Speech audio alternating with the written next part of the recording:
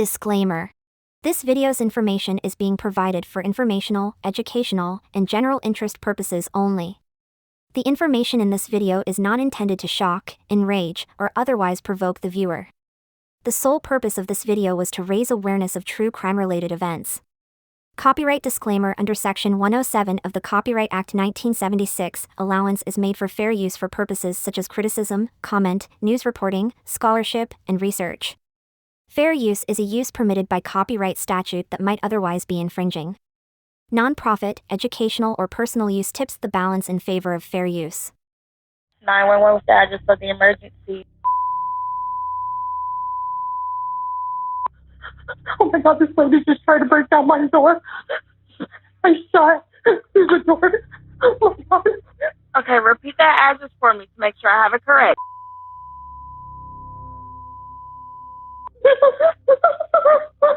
Okay, what is your name? They were trying to come in my house. Okay, take a deep breath for me, calm down.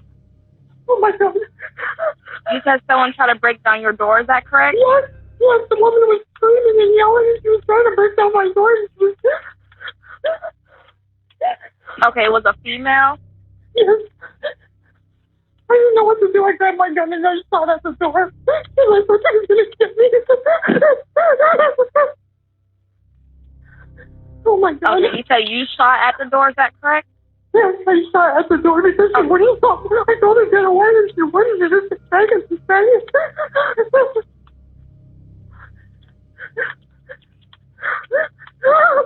Okay, where's your gun now? It's in my bedroom. I didn't know what to do. I was panicking.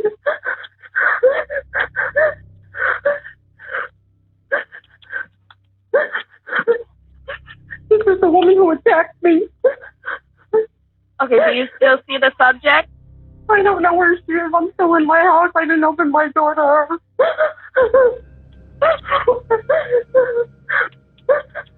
Is it just only you in the home?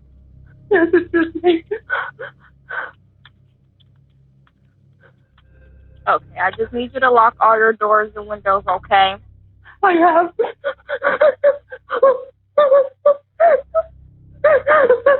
Okay, I'm going to stay on the line until the deputies get there. Okay. My son said they were going to come and kill me. And did you know her? Yes, she's come after me several times because of her children. Her children keep trespassing over here. They're bothering me and bothering me. They won't stop. Is she a neighbor? Yes.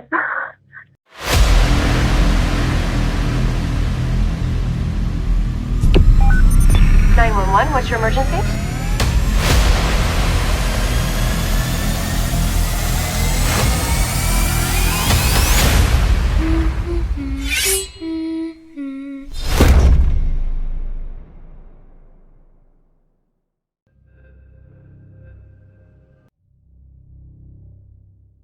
Have obtained some new documents in Susan Lorincz's case. She's the woman accused of shooting and killing A.J. Owens last month in Marion County. West 2's Michelle Meredith is going through those documents, and Michelle, they include some of the statements that Lorincz made after the shooting. Well, the documents show statements made by Lorincz after the shooting, and they document a series of confrontations between Lorincz, Owens, and her children. It reports, quote, she called 911 after the shooting and said a woman was screaming and trying to break down her door. So she fired at the door because she was afraid for her life. It goes on to say the victim had come after several times and her children trespassed and bothered her. She said she had problems with the children for several years and was upset they leave their belongings around her apartment.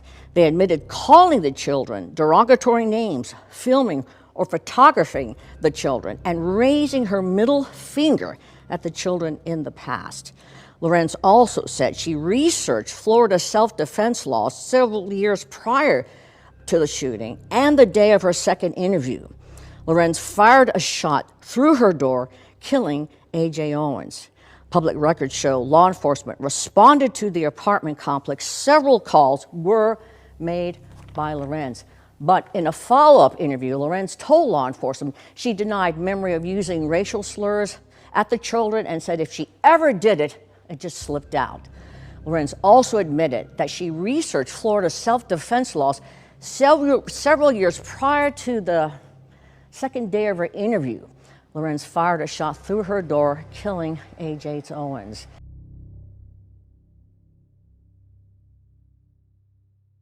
Susan Lorincz, whose neighbor at Jike A.J. Owens was fatally shot on June 2nd in Ocala, Florida, and for which she is charged with manslaughter, entered a not guilty plea, according to Amanda Sizemore, her attorney. Lorincz waived her right to the previously scheduled arraignment. The Marion County Sheriff's Office reports that Lorincz, a white woman, was taken into custody on June 6th and charged with first-degree manslaughter, a crime that carries a maximum sentence of 30 years in prison if found guilty. In addition, she faced charges of 2 counts of assault, battery, and culpable negligence. The Marion County Sheriff's Office released a statement on June 6th, stating that Lorincz shot black mother of 4 Owens through a door after Owens went to talk to him regarding a disagreement over Owens' children playing close to Lorincz's house.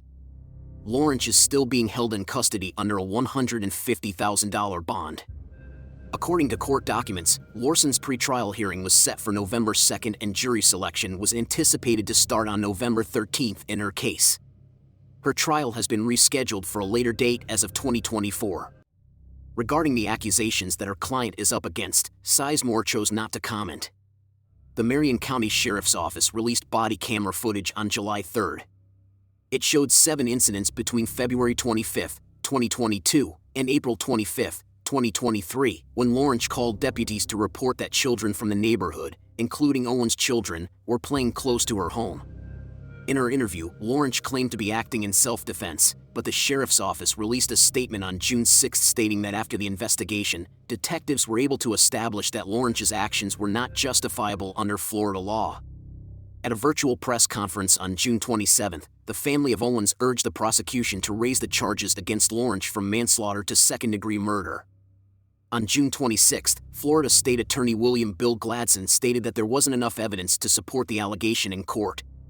As deplorable as the defendant's actions were in this case, there is insufficient evidence to prove this specific and required element of second-degree murder, Gladson stated. This is the video captured by the body camera following the event and interrogation. Hi. She said there's an old white lady. Do you have your trauma bag? There is still someone with a gun. She's inside. Okay. Where? Bro, where? Ex-military. She's in the house, bro. That apartment. Right here. This first apartment. I need like a tour. Not a tour. Baby, wake up. Baby, wake up. That one right there. Wake up. Wake up. Wake up, baby. Wake up. Baby, wake up. Come on. Hey, baby, wake up. We need to do CPR real quick. Baby, wake up. CPR. Baby, wake up. Let me see. Do we have any pulse? Signal 35. Do we have any pulse? Any pulse? Signal 0. Station 1033. We got a pulse! We got a pulse!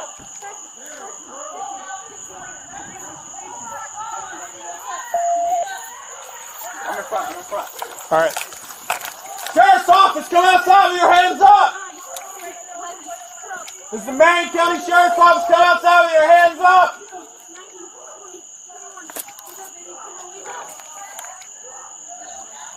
Show me your hands! Show me your hands! Turn around! Turn around! Where's your gun at? You got hands? You got hands? You're going to be detained. Is there anybody else in the house? There's somebody else in the house. Can I just get my No, daughter? no, not right now. All right. You're not under arrest, you're being detained. Okay, I understand. Come over here.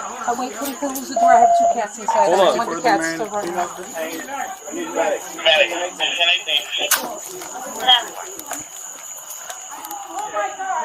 Get my med bag. Start giving first aid.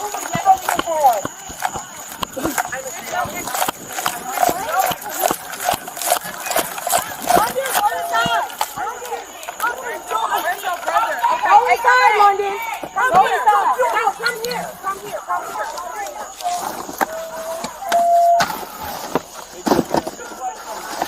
here. The police bag? Green shoulder bag.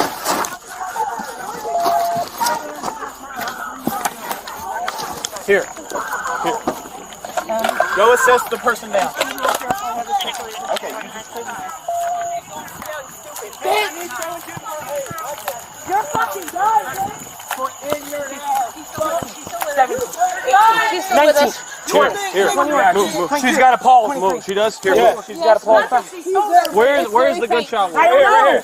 What did she shoot her with? Here. It's probably like a 22 or something. Oh my God. She said she has No a pulse. exit. No exit. Yes. She's got pulse. Very She said faint. she's got Very pulse. faint. Very faint.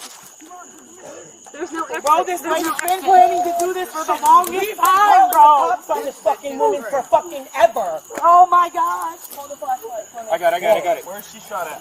Right here. Right here. Right here. Chest. Right here. Right side of chest. Okay. There's no exit. Who over there was here? I don't see a lot of blood. Yeah, I don't see the blood. It's probably like a 22 or something. I got her, baby. Get my phone.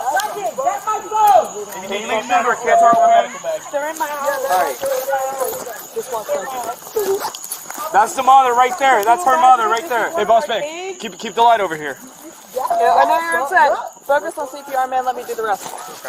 We're together. Murder, not harder. She's the neighbor. Oh my God. Can you fucking imagine if this was our kids?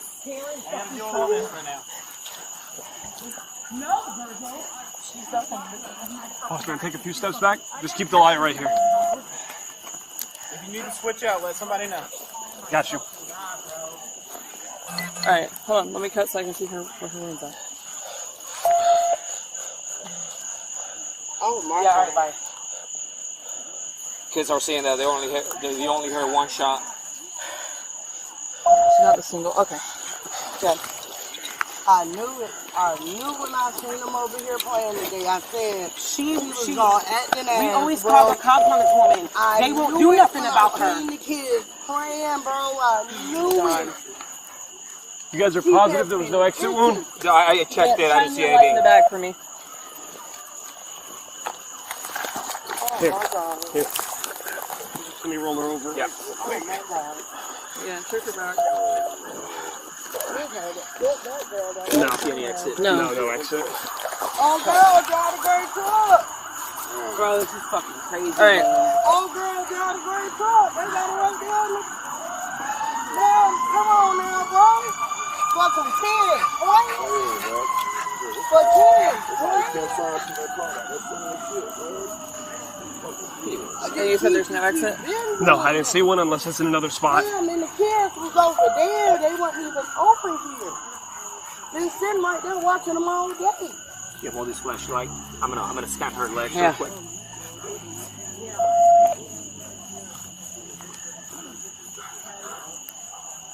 Oh my God.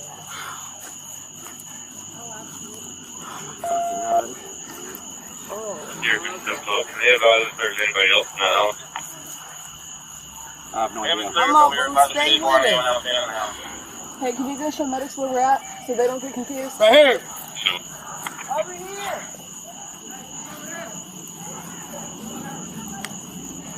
It's on Horse Station, still 1033. Stay with them, boo. Alright, Stay stop with for a them, second, boo. check pulse. Check her pulse. If not, are you clear then? How long's she been down? Maybe not even 20 minutes now. Yeah. I can feel her pulse. I can feel it. I Stay felt with it's very faint, but I feel it. No exit wound. No. It She has one small It wound sounded like here. a 22 or something.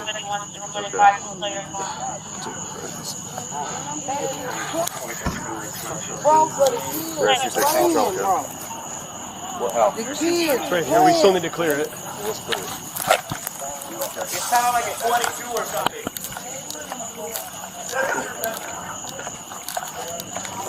You ready? Mary Cat.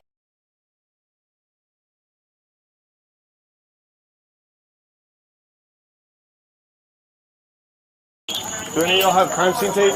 Yeah, I do. I got Okay, it. we'll see it. Put it right here. Hey, there's a little boy by my car. He's the one that was the primary witness. Okay. Show me which one you were referring to. I told him to hang out by my car. Hey, where's my phone?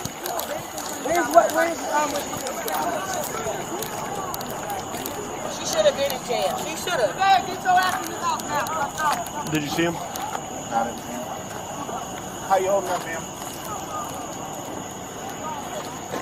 Give me a second. She's gonna be in there in a minute. Will you put her handcuffs in front? Yeah. I do. All she did was knock, and next thing you know, she opened the door and all that. Here, step out for me real quick.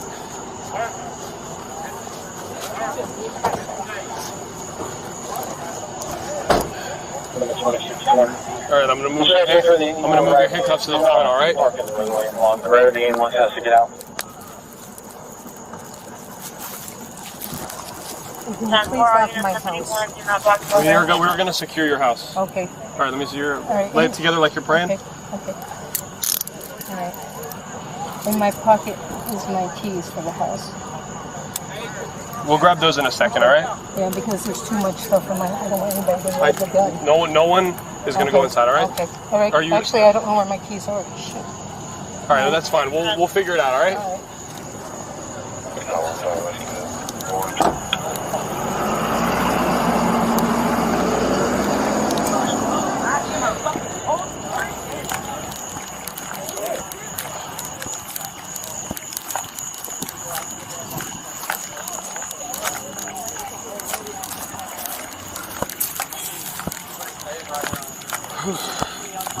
I was outside. Okay.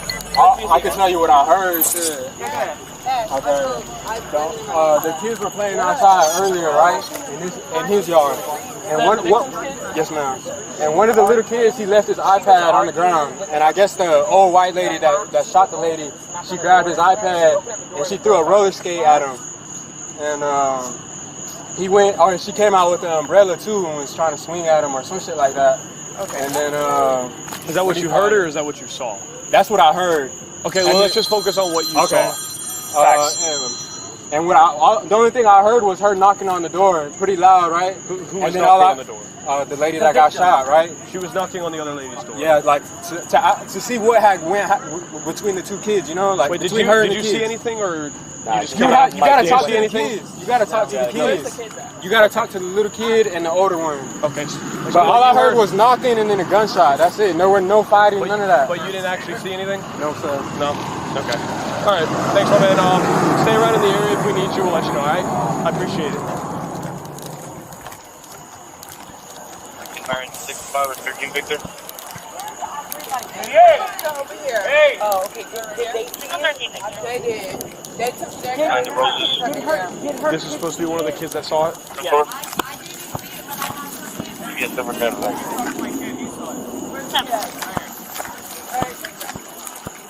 Where is he? Bravo, 27 Mary, 65 1050. This is him right here? Yeah.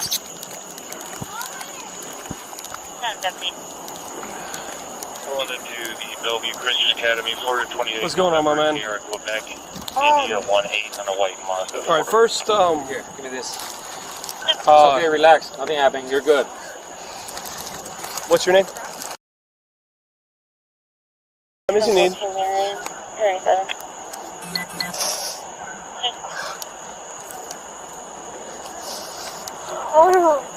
It's all right. You can take a deep breath. Take as long as you need. Reclínate aquí de la unidad. Recuéstate ahí. There you go.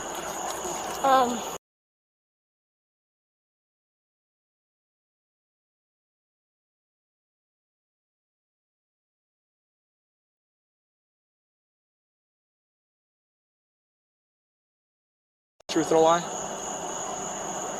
Yeah. What's the difference between a truth and a lie? One's right and one's wrong. Okay, so if I said that my uniform is the color blue, is that true or is that a lie? It's a lie. If I said that the sky is blue, is that truth or a lie? It's truth. Okay. When you tell me how like you start your day. Like when you wake up in the morning, what is your routine? When I wake up in the morning, yeah. I either take out my dogs or eat breakfast, or I go outside to see if anybody's outside so I can play with them. Okay. What about? Okay, so you have like a morning routine that you have. All right. So tell me what you saw here tonight. I didn't see much. I was we were playing around. I was on my electric scooter. Okay.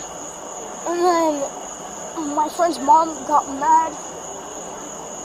My friend's mom got mad at the lady because she took something, I don't know. Your friend's mom? Yeah. Is, which one was your friend's mom?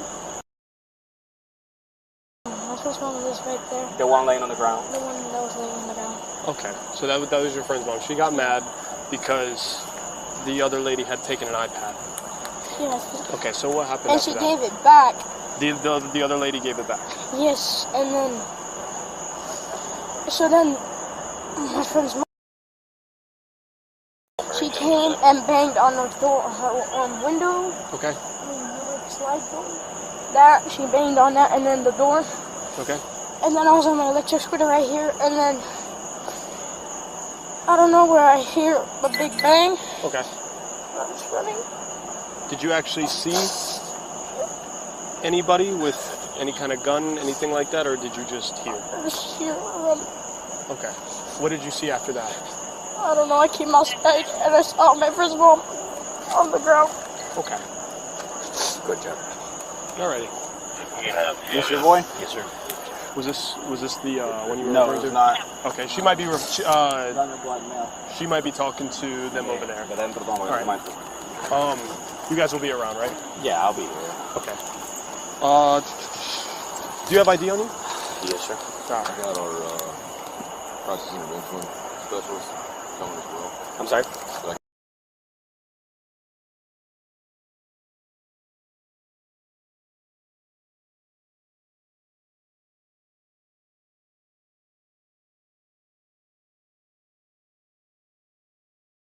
I mean, it's just my kid who went into the house. Okay. He was all panicking and scared. I'm like, whoa, what happened? Yeah. You know, I see him all. So, no, well, he was having a hard time explaining. Yeah. I'm like, what happened? I mean, I heard before that, I heard something like a 22. Yeah. That went off.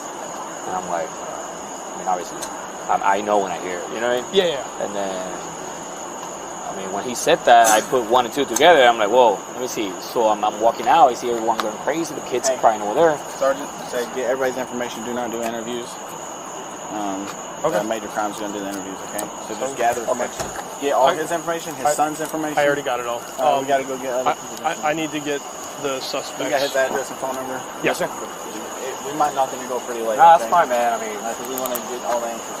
Yeah. And I'm just letting you guys know. This neighborhood here is hot. It's always hot. You know, there's a lot of things going on. I come through here as much as I can. But the reason why I'm saying it is she's not safe coming back. You know what I'm saying? I'm not. I get what you're saying. I don't give a shit about her. You know what I mean? But I got you, my man. Yeah. All right. If we need anything, we'll come knock. All right.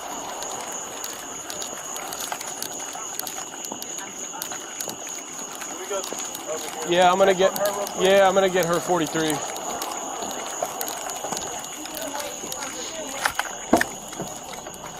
Hello.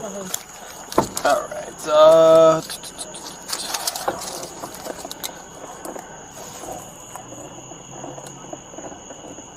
What is your first name? Susan. S-U-S-A-N? Correct. Middle name? Louise. L-O-U-I-S-E. L-O-U-I-S-E? Yes. What's your last name? Lorincz. L-O-R-I-N. C as in cat, Z as in zebra. L-O-R-I-N-C-Z? That's correct?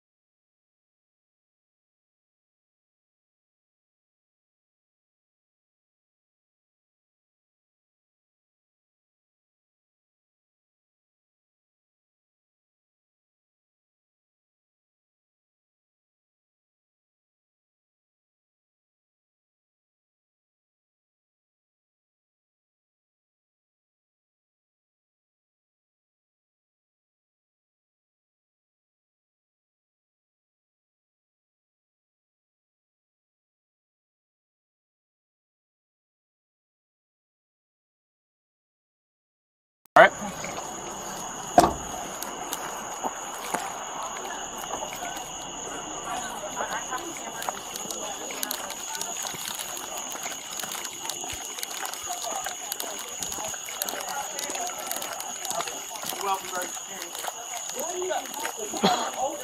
no, I got all his information. Yeah.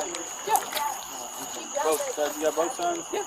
Was any of the other kids out there? I don't really know. The ones I've all talked to here said it was just these two. Oh my god. Oh, it needs to be brushed. Say thank you. Oh my god.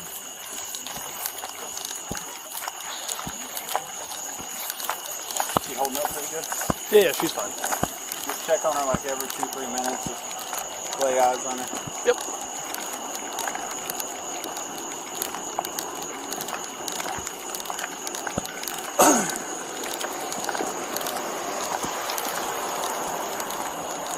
Do we know who's watching over her son? Has that been information?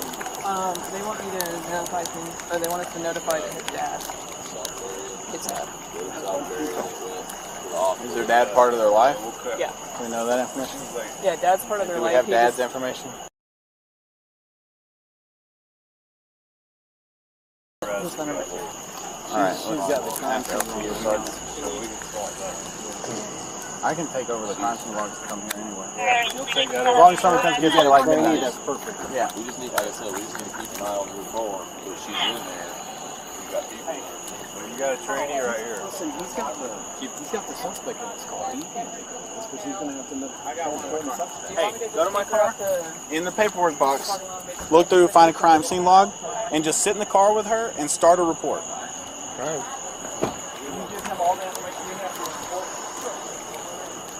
Let him take a picture of your information. He's going to sit in the car with her with the crime scene log. Where's your Denver's I'll give it to you. You don't go I have some in my car. Oh, he has one printed out already too. Oh, okay. Yeah, he just might give me one because my shares folder is not one of those. Well, I have a whole file box in my car full. They don't have That's all I families got in for them. him. We got Dad's phone number. We were wondering, do you want us to go ahead and call Dad so he can at least come over here and be with his kids? Hey, he's part of their life, I guess. Where's Dad at? I don't know. We got his phone number. Name his phone number. Dad lives. The kid just comes and like picks him up and hangs out with him, but he knows his phone number. Good.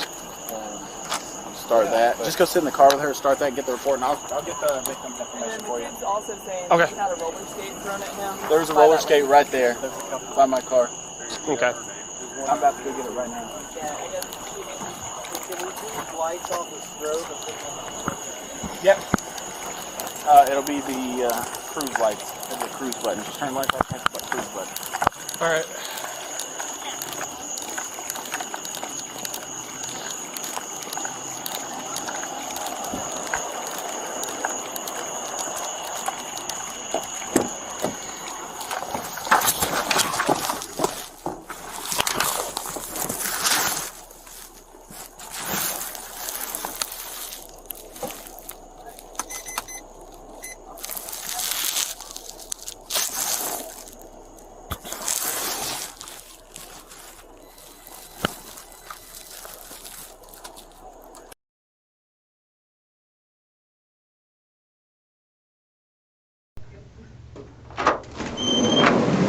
Yep, perfect. It's just as cold in here, I promise.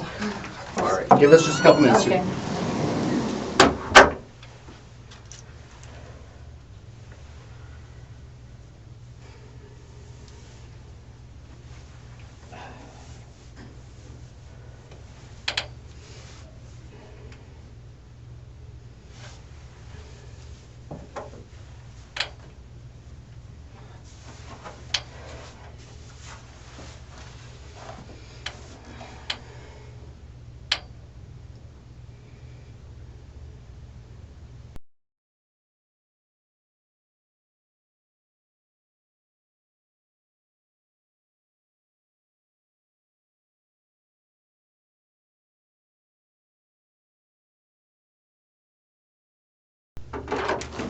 Susan, I'm Detective Pender. Can I get your water? We're getting our paperwork, okay? Would you like to have a water? I have a water. You already got one? Give me 1 second here. Okay.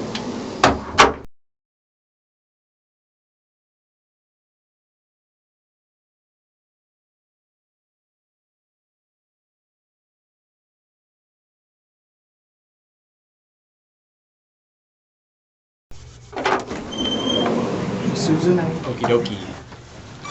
Hi, I'm Susan. Susan, I appreciate you coming back in and talking, meeting with us. You already have a water? Is there anything else we can get for you right now? That's fine. You're doing okay? All right, very good. Again, if you remember, Detective Stiff. This is Detective Pender. I'm Detective Pender. I haven't got a chance to meet you yet, but I'm looking forward to being able to speak with you. I work with Detective Stiff. We work together. I was learning different things, so anyways, yeah, I'm just going to go ahead and let him cover what he needs to, and then I'll get a chance to meet you then, okay? Okay. So, Susan, obviously when we spoke the other night, it was kind of a lot of things going on still. A lot of the pieces of what happened were still trying to be put together. Since then, we've obviously talked to a lot more witnesses who were there.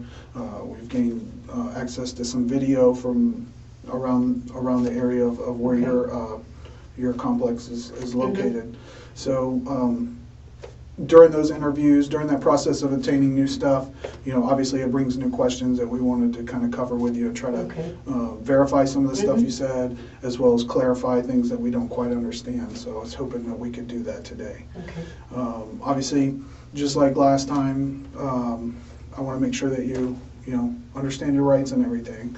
So before we get started, I just have to read you the same thing I did last time. Yes. Okay. Yeah, the right to remain silent. Anything you say can and will be used against you in a court of law.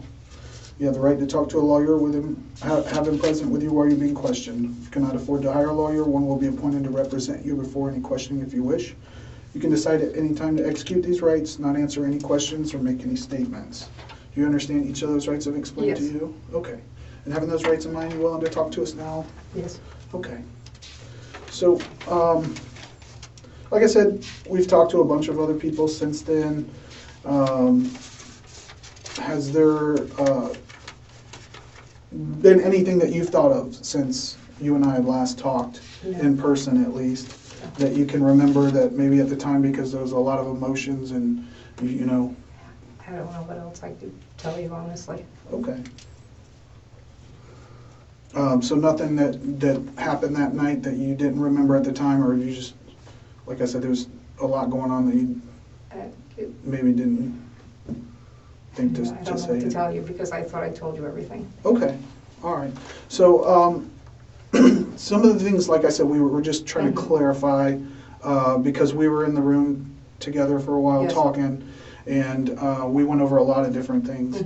So one of the things I wanted to clarify with you is, and try to understand better, is when Ajiko was at the door, when she approached the door, when was it that you realized that it was her coming to the door? Because I said, who's there? Okay, how did you know someone was there initially? Was it because... It was a huge banging. Okay. They were just pounding at that door. Okay.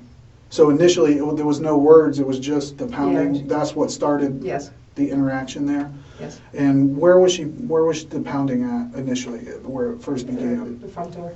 At the front door? Yes. Okay. How many times did she was it just like one, or was it several? It was just bang, bang, bang, okay. bang. All right, and then you said you asked her who's there? Okay. And what was said then? I think she said, why do you speak to my children this way? And I said, listen, I'm not going to speak to you. Go away. If she had a problem, she should have called you guys. Honestly. I mean, if she really thought there was something seriously wrong, I don't understand why she just came over and just started pounding on my door and, screaming and yelling. So.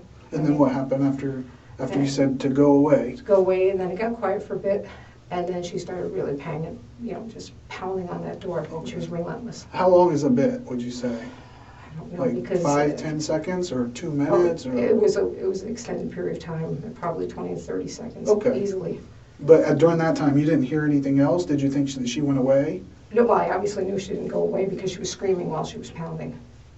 Describe that. When you say screaming, describe what does that mean?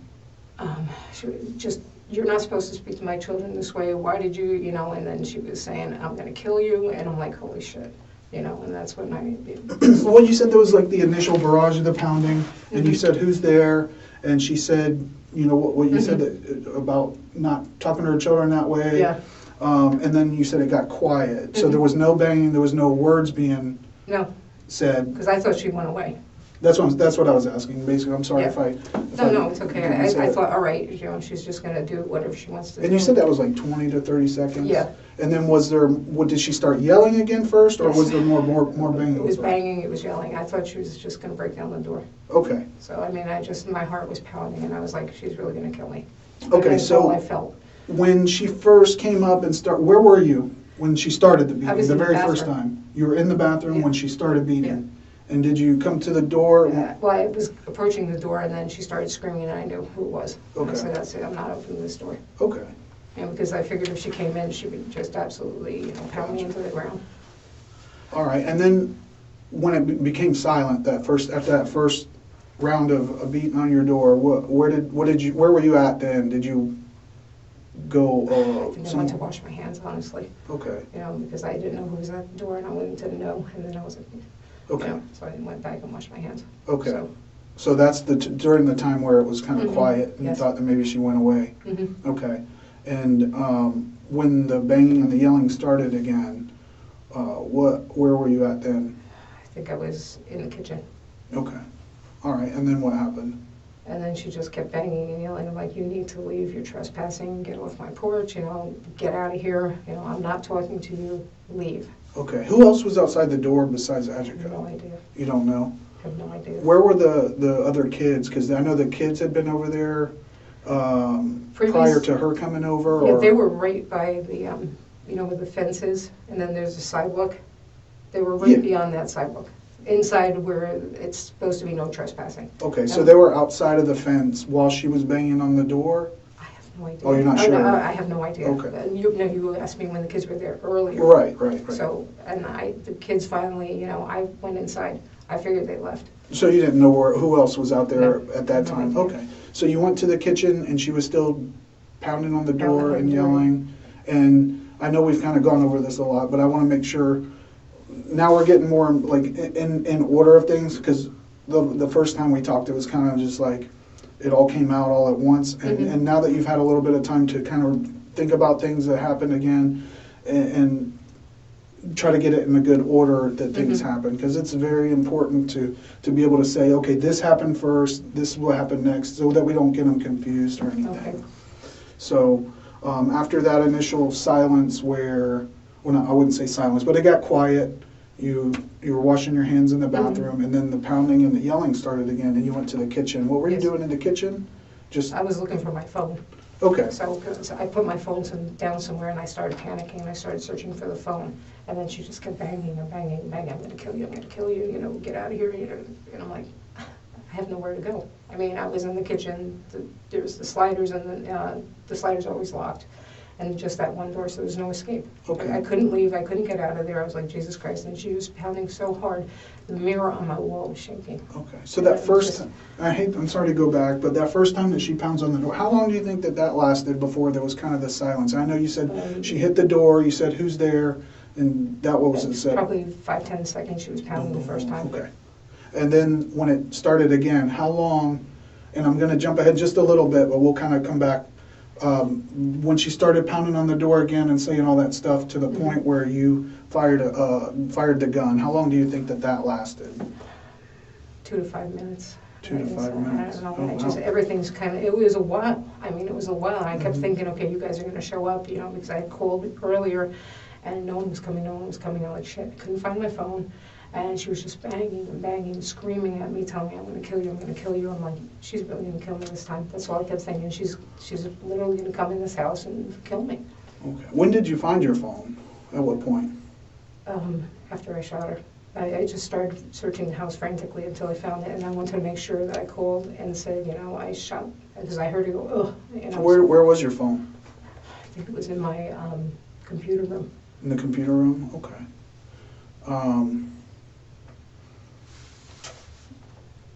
So, let me just understand this a little better, because I'm not really sure. So, the woman that got shot, what is her name? AJ.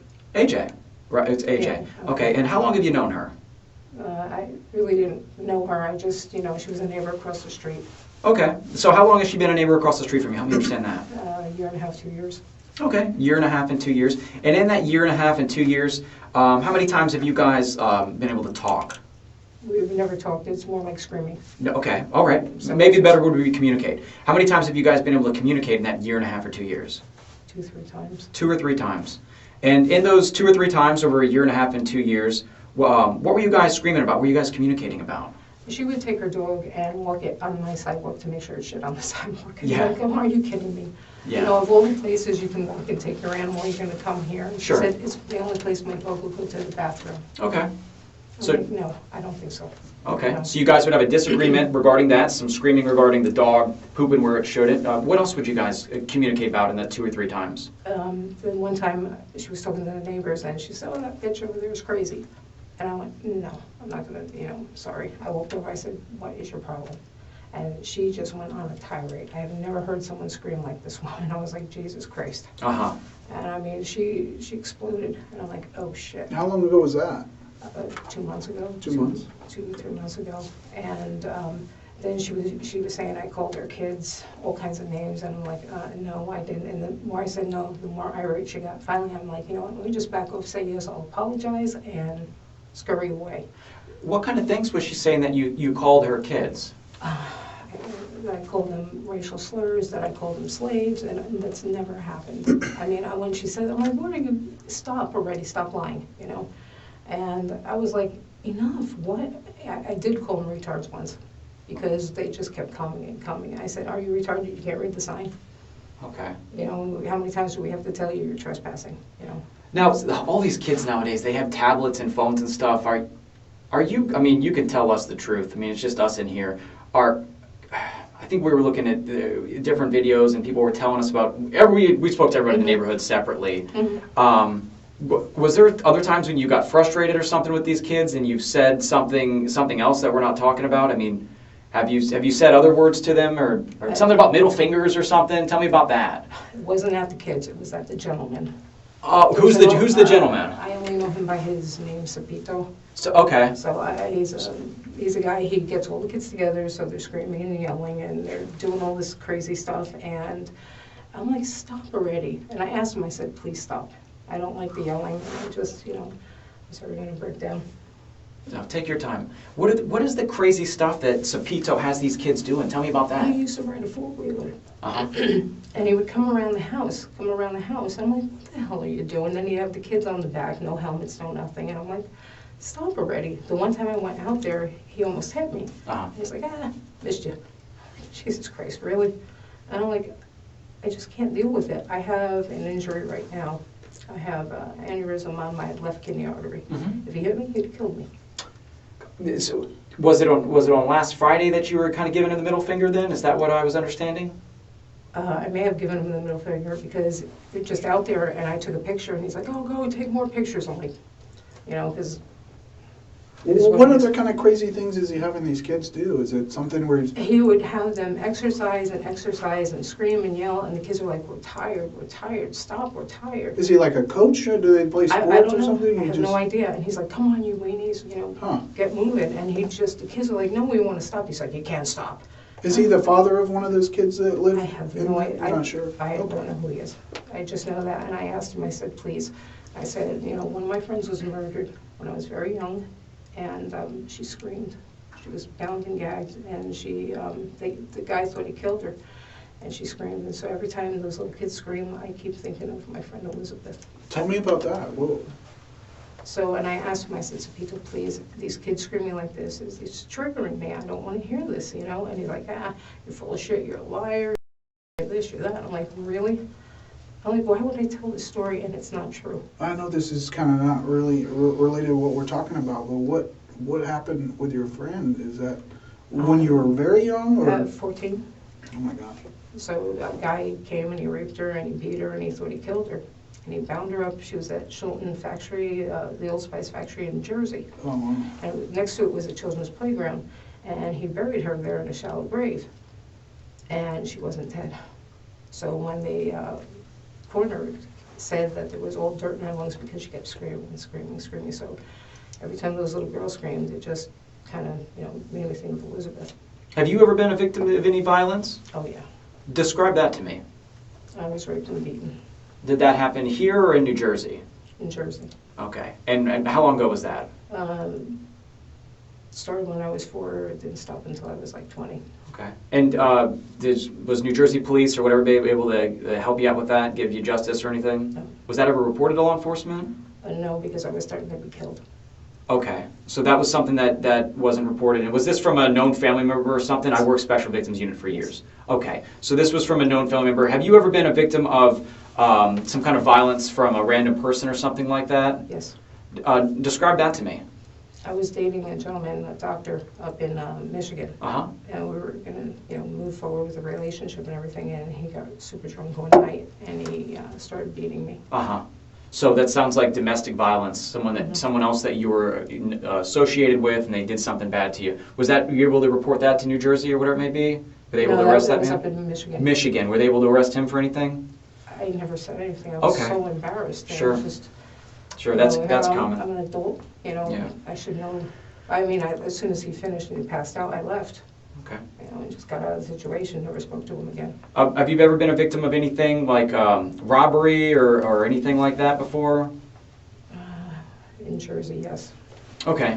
Were you like robbed like at a store, a gas station, or describe that to me? We were selling tools out of the back of my car for some company.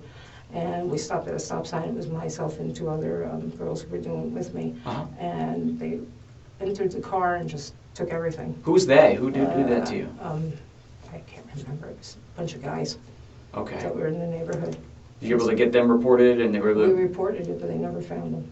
Okay. Did those guys ever harass you ever again or anything like that? No, because it wasn't where I lived. Okay. Have you ever been a victim of violence at your home that wasn't someone you knew, a random person coming and hurting you or something like that? No. Okay. Anyone's ever broken into your house before in New Jersey or in Michigan or in Florida or anything like that? They broke into the house when we lived in Pompton Plains. Where's that? Is that in New Jersey? Yeah, that's up in Jersey. And when you said they broke into, describe that to me. What happened? It was a bunch of young kids that my brother knew. Uh-huh. And he had a dirt bike and everything, so they stole his dirt bike and they sold some other stuff. Sure. And were you home when that happened? I believe so. Okay. When you say you believe so, did they like sneak in the night and they went in the garage? It was in the night and they went out into the shed. They went out into the shed. Mm-hmm. Okay. Okay. Scott, I'm trying to understand. I can know what happened to you this time. We just talked about that. I'm saying, has anything like this ever happened to you before, where someone was trying to break into the house and hurt you or something? No, not like this. No, nothing like that. Nothing like that's ever happened to you before. I just wanted to see if there was a similar experience. We talked about unreported sexual abuse. We talked about domestic violence. We talked about whenever you were robbed once of something by some men, and then there was something stolen out of a shed. Is that right in New Jersey? Yes. Okay. But then we're talking about what happened there today. And this woman that she passed away. You said that you guys had yelled at each other 3 or 4 times in about a year and a half to 2 years. Is that right? Yes. And the last time she yelled at you a lot. Did you ever? I worked as a patrol deputy for years before becoming a detective. Did you guys ever get in like a fight in the street or anything like that? No, nothing like that. You gotta be kidding me. I'm sorry. I gotta ask. I guess I don't know you that well. No. Did she ever brandish a weapon or anything like that, or something? The only thing she ever did is she picked up the no trespassing sign and threw it at me and hit me. Okay. And I know that the police came out a lot of times. Did the police ever come out for that time when she threw the sign? Yeah, and then everybody in the neighborhood said, "Oh, we didn't see anything." Okay. So it was a he said, she said. So they said they couldn't charge anything. Sure. I'm like, all right. And obviously you have a firearm. I haven't had a chance to ask you about this. Now, is that a gun that you've had for years? Or you just had it for a couple of weeks? Help me understand that. No, over a year. Okay, over a year. And where do you normally keep that secured in the house? That's usually next. It was in a garbage can next to my bed. Okay. And is it like? Now that was the Remington that you're talking about that you got over a year ago? Yeah. Okay, so when we were at the house, there was the other one, the 22 was a Ruger. Mm-hmm. How long have you had that firearm? A few months. Just a few months? Yeah, not very long. And the only reason I did it is because it was so expensive to shoot the Remington. Oh, with the 380 rounds are expensive, way more expensive. So I got the little plinker, just target practice and stuff like that. Are you experienced with firearms? You got 2 guns, and it sounds like you have the little plinker, and you know about the price of ammo. Are you well versed with them? I used to be terrified of firearms. Uh-huh. And then a friend said, you really can't defend yourself. He said you should think about getting a gun. Okay. So, When did you first get a gun? Was it just, or did you have other guns historically? no, I never did. Okay. I first bought a 9mm, but it was just way too much gun for me, so I sold it. Uh-huh. And then I got the little 380. Okay. And did you go to any kind of training for those using guns, like going to the range, or tell me about that? Went to the range, watched videos, you know, all the other stuff, just self-educating, and I was going to go take a permit to carry course. Sure. And I didn't get around to it. Yeah, okay. So you were self-training yourself, you had plans to do that in the future, but it didn't come to that. So thank you for helping me understand that. And describe to me, AJ, you've only had these arguments with her a few times, but what I'm confused about is that we're talking about her banging on it 3 times, and then there's the pause, and there's everything else you just described to Detective Stitt. And you said that this was the time that she was going to come and kill you. That's confusing to me because it sounds like you guys really didn't have any other times that she was going to come and kill you. And she was saying she's going to kill me. I mean, she was verbalizing it. She was saying, "I'm going to kill you." Okay. That's how. It's not like this is the time she's going to come and kill me. I mean, so I'm trying to get into your mind, and I'm trying to be brought to that moment to why you believe that. And we were talking, you were in the bathroom, then you were in the kitchen. I mean, I know that she's saying something, and you're inside your house, and she's on the other side of that wall and that door. Were you able to ever see her to see if she had anything in her hands? There's no peephole or anything. There's no peephole, thanks. Okay. Were you able to look through a window or anything to see if she had anything in her hands or anything? No. Okay. So you don't know if what's going on, but you can hear her voice. Yes. And you said that she's hitting the wall hard enough that, was it the door? The mirror. That the mirror's moving? Yes. And she's hitting the door? She's hitting the door. Okay. There's no peephole or anything like that. You don't know who all's out there, but you can hear her voice. Yes. Okay.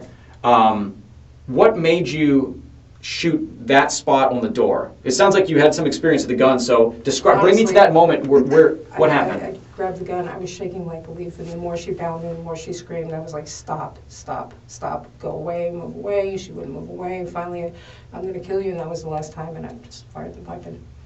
Okay. Was there a spot you picked or something like that? I just kind of, there was the door, I knew she was out the door. Shot the door. So since the last time you and I talked, I went in the house, we, did the stuff inside the house as far as photographing, looking at where everything is at related to where the door is.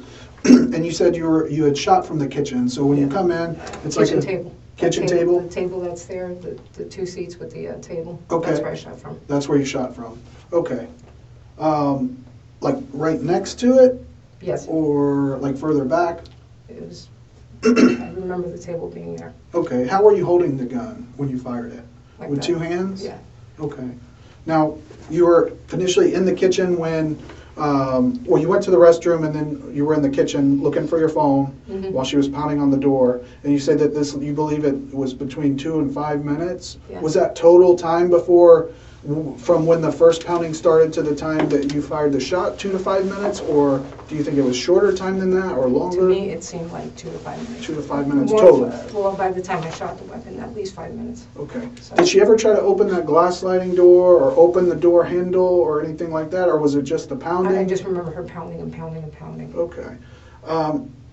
So you said that you kept the firearm in the trash can in the bedroom, so at some point, did you go? Yes.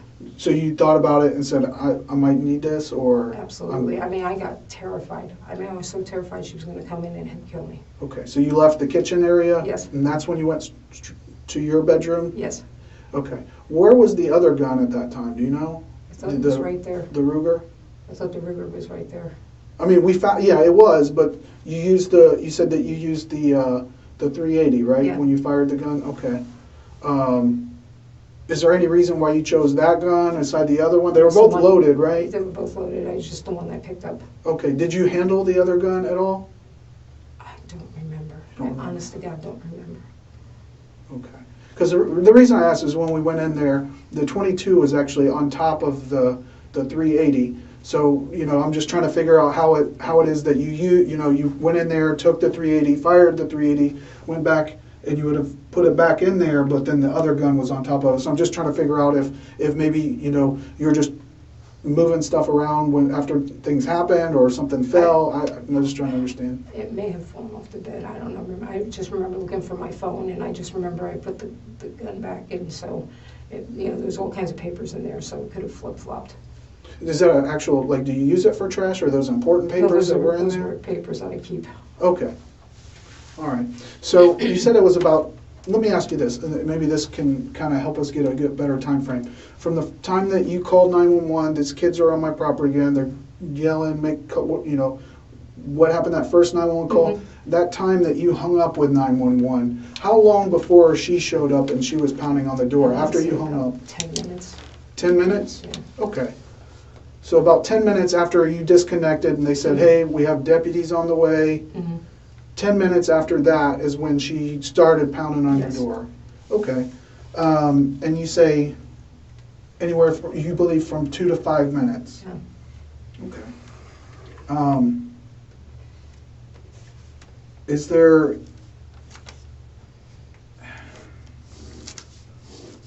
and I just want to be clear, 2 to 5 minutes from the first time she pounded to the time where you felt in danger enough to pull the trigger? Yeah. Okay. And how many times, I know this is, how many times do you think she was hitting your door during that time frame that you believe is about 2 to 5 minutes? She just kept pounding it. Just kept pounding it and pounding it. Just more screaming. Than 5, more than 50? Like, God, it had to be, I don't know. I can't even speculate. I just remember her pounding and screaming and yelling. Okay.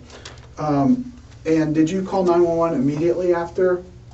As soon as I found my phone. Okay. How much time do you think after you fired the shot? A few seconds. So within a minute? Within a minute, and you yes. immediately called 911? Yes. Did you call anyone else before? No. Did you call anyone else after? No, I don't think so, because you guys were here. I mean, you guys came right away. Okay. So.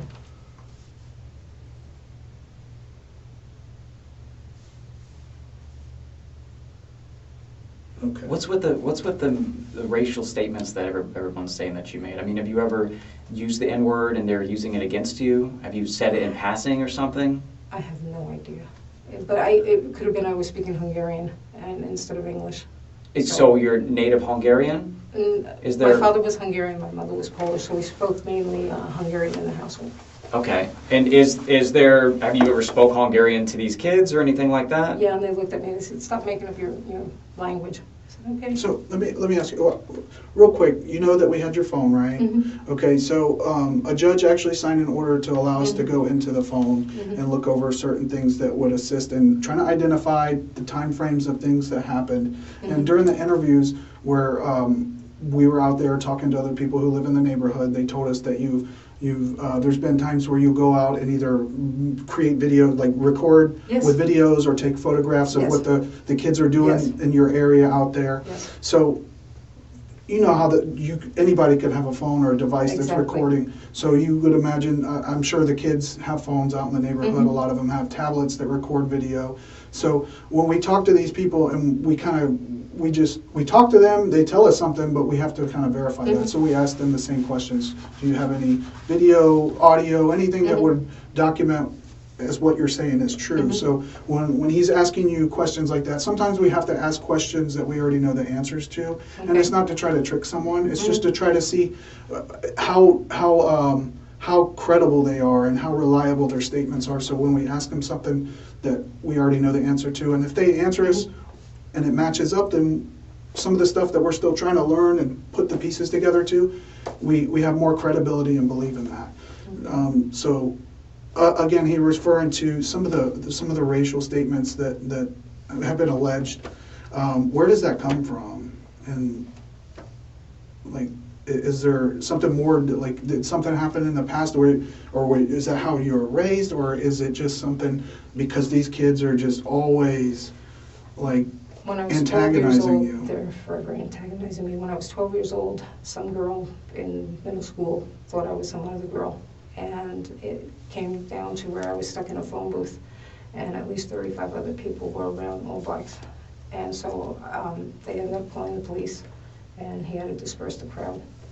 Okay, and what wound up happening that, I mean, anything? I had to leave school early every day. I couldn't be around. I couldn't do any extracurricular activities. I just had to be very careful at school. Oh, wow. And so it's just, you know, it was craziness. So, I'm sorry, how did that, I mean, you're kind of describing it, I could take a guess, but I mean, how did that make you feel towards your classmates? Did you have friends at that school? Yes. Okay. So you had people that you could confide to and be friends with. Mm-hmm. But you said that you had to be escorted to the bus or something like that? No, I left 5 minutes early every day. You had to leave early every day. Okay. Are you, and how old were you when that happened? 12. 12. And, I mean, it sounds like there's been some issues that, I mean, is that something that's caused problems with you for the rest of your life? No. No, that doesn't, okay. I don't believe so. Okay.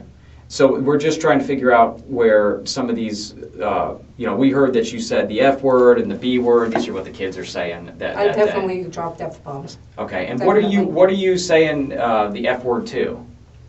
Pick your fucking shit up. Referring to stuff on the ground or something? Mm-hmm. And when we say the B word, what are you referring to that? Who are you talking to? What are you saying when you use that language? B word. Yeah, which I'm assuming is bitch, but I don't really know. Okay. Have you said that word to them? Remember. Or is it bastard? Possibly bastard? I don't know, could have been either one. Yeah. Are those words that you've used when you're outside around the kids or something like that? If they're, I guess if they were really annoying me, I may have let one slip. Okay. You know. And how would they really annoy you? Like just Screaming. They okay. would scream. The screaming, and that would maybe let one slip. Okay. But the girls would do something so stupid. I've never seen anything like this before. They would go face to face with one another and see who could scream louder. Yeah. 5 feet outside my door. I'm like, what the hell are you doing? I'm like, why? I want to see who screams louder. I'm like, take it over to your house. Sure. Okay. So Detective Stith has been talking to you about the timeline, okay? And some of the work we've done. Now, this is a picture that I drew. I am not an artist at all, but when I tell you some of the work we've done, we spoke to all the people over. This is your house, by the way. Okay, this is. We'll put an S for you. Mm-hmm. We spoke to everybody in these buildings. We spoke to them all in these buildings, and we talked to anybody that had cameras that would see different areas. These cameras, they hear things. We're able to hear audio, we're able to hear things like that. And everyone we interviewed, I pretty much got the same, Detective Stith, I think we all got the same statement from every single person we interviewed. We lined up, well, we didn't line them up. These people were interviewed in different locations. Some of them were interviewed in different buildings, in different places. I interviewed them at different houses, and all these people provided me similar statements, okay? No one that provided these, now these people could hear her talking. Okay, because she was talking loudly. You said that you could hear it through the wall, and I can agree with that. Okay, she made a statement, something to the effect of, "Why'd you take my kid's iPad?" Okay, somebody heard her say that. I never touched an iPad. I never saw the iPad. I don't know what this iPad is about. A tablet or something like that? Again, no tablet, no iPad, no electronics at all. It was never there, or at least I never saw it. Okay. So I have no idea. Was she, maybe she's wrong, but was she asking you about a tablet or accusing you of something with a tablet or an iPad? I don't know if it's an iPad or a tablet. She could have? She could have. Okay, you seem unsure of some of the stuff she's saying through the door. Did she say, you're not really sure if she said that? She could have said it during her rants. Okay. Yeah. So she's saying these things. The thing is everything that we've learned so far, I have not learned of her ever saying to you that she wanted to get into the house. It sounded more like she wanted to talk to you outside of the house. How do you want to talk to outside the house when you're banging and screaming? Yeah. That's not reasonable. One of the people said that she said, "Come outside." That's not. I'm sorry. Come That's out. not what. It's not reasonable and prudent. I mean, you just don't, bang and expect someone to come out. Yeah, I think I'll come outside so you can, Well, I know. I mean, seriously. What she's learned, what I'm learning, what these people have said is that she was saying to come outside. She wanted to confront you about something. She wanted you to come outside. Do you remember her making statements and asking you to come out there and talk to her? I honestly don't recall. Okay, so you don't remember that, and you seem unsure about some of the statements she made about the tablet. No one that we've interviewed so far has made any statements about her saying that she wanted to kill you. That's what I heard. Okay. You said you were so in fear and you're shaking. Is your memory affected regarding this incident in some way? I just remember being terrified that she was banging and screaming, and I just remember hearing her say, "I'm going to kill you." Her son, earlier in the night, before I called the police, I don't know how old he is, but he said, "I'm going to make sure you get killed tonight." Which son? She has 2 sons. I know. I don't remember. It was one of her sons, but he was there. He's like, "I'm going to make sure you get killed. I'm going to make sure that you know." And I'm like, what the hell is going on? Has this person ever shown you a weapon or anything like that? No. But, I mean, the little kid said it, and then all of a sudden his mom's coming over, and she's banging and screaming. And Now, I asked you this earlier. You said you can't see out there, but you've only seen her a few times. Mm-hmm. What means does she have to harm you through the wall? Like I said, she was banging so much, everything was shaking and moving. Now that house, Which I couldn't believe because it's a cement block house. That was my next question. So it's a cement block house, and the door, the deadbolt was activated, right? The deadbolt was activated, right? And you just didn't have the chain lock? I was going to say, I remember I didn't have the chain. I'm not quite sure if I had the deadbolt on or not. Okay. I believe the last time we talked, you said you had the deadbolt, but you didn't want to get back close to the door to do the chain, is from what I recall. And you said you had the extra long deadbolt just installed, recently? Charles did it. Okay, Charles. So that's what the deadbolt's activated, the door's closed, it's a block house. I'm just trying to understand what made you so in fear of this woman if you have these things between you. When we had spoken previously on the other time when she screamed at me and I finally acquiesced, I said, "Whatever you want, I'm so sorry." She followed me a foot behind me up until I went into the house. I'm like, what the hell? I mean, she gave me the creeps. What happened during that incident where she followed you? What was the conversation? She said, "Oh, you called my kids, I think a nigger and a slave or something stupid like that." And I'm like, okay, whatever. Yes, I'm sorry. I apologize. And I finally said, I'm going to leave this alone. I don't need, to get killed in the street. Did she tell you if she had recordings of you saying that? I have no or like idea. one of the kids? I have no idea. But you apologized and she continued to follow you anyway? Yeah, she followed me anyway. How far did she follow you? Like right up to where I go in by the wood. By the fence? Yeah. Okay. And then what happened after that? She finally just went away. Okay. And how long ago was that? That was like a month or 2 ago. Okay. And was that an incident dealing with she had the dog and the kids were over there? No. No, that was something different? That was something different. Okay. And I think that was, I want to say, was it April? Does that sound right? With the you had called because again the kids were over there, the dog was over there. Does that sound about right? Okay, but that was a different incident than what you're talking about. Yes. And where were you at when you had that conversation where she started following you? Where were you? I was in the street. Okay. Like by the mailboxes or? No, I was close to her driveway. Close to her driveway, okay. Yeah. All right. Did she make any threats of physical violence to you then? I can't remember. I honestly can't remember. Okay. She was following you and that made you feel creepy, right? Or creeped you out, I think is the word you said? Yeah. Okay, but there wasn't any threats of physical violence then. And you said... why would you, if the conversation is over, why would you still pursue someone? I mean, to me... Was she still saying things? Was she still No, talking? she just followed me. And I just felt like, at any point in time she could knock me down and do something. And I was like, oh my God. And I didn't want to tangle with her anymore. And was it only her kid that you called a slave, or was there other kids in the neighborhood? I never called anyone a slave. Oh, I'm sorry. I thought you said sorry for it. I said I'm sorry for it because I didn't know how else to diffuse the situation.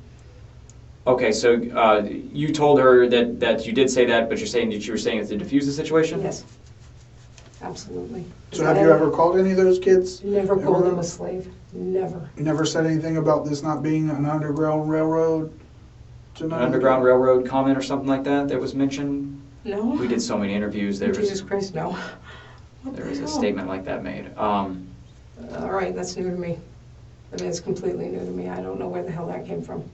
So, Susan, I'm looking at this from the outside here, and this really is not adding up to me. You used the word reasonable and prudent earlier. That's an interesting series of words to use. That's like a series of words that we use as law enforcement officers when we try to look at things.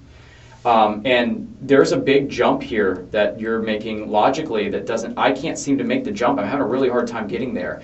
You've known this woman for 1.5 to 2 years. Your only communications were 2 to 3 times. The dog's pooping, and then there was another time where you called her, you said, I'm sorry about calling your kids some names, and she followed behind you. You thought that was creepy.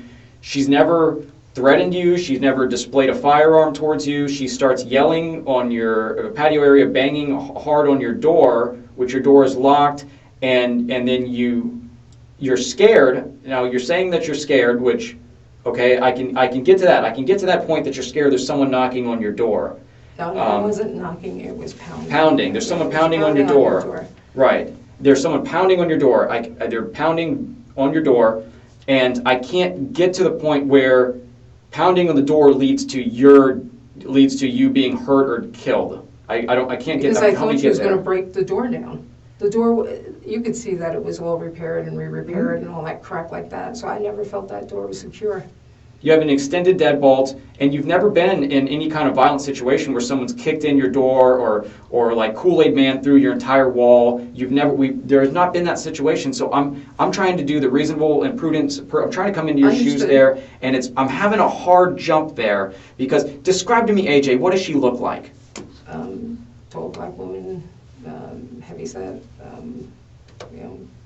Okay. Does she have a very muscular? You've only known her for 1.5 years. You only had so many communications. I mean, is she like a muscular person that's able to, like, I don't know, do extreme feats of strength? Does she weight train in her front yard? Help me understand this. No, I don't. That's what I'm trying. I'm having a hard time with this. He's not being facetious. He's just trying to understand how we got from the point of someone pounding on your door but to get to, she's gonna get through the wall is where I can't get there. I don't understand.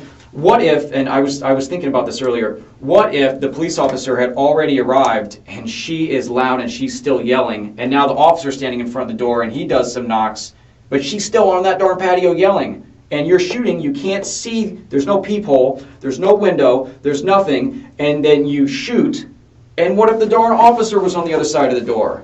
You see what I mean? And obviously she's still running her mouth, she's still going, but you don't know what's on the other side of that door. Hopefully he would have introduced himself. I sure hope so. I mean, and that's what some of the issues are, that I can't get there, and I don't understand entirely what was going on in your mind, and I don't see how that is entire. Were you on alcohol or anything like? I gotta ask these questions. Were there anything in your mind that would impair yourself in your judgments? I took Belbuca earlier in the day. What is that? It was for my back.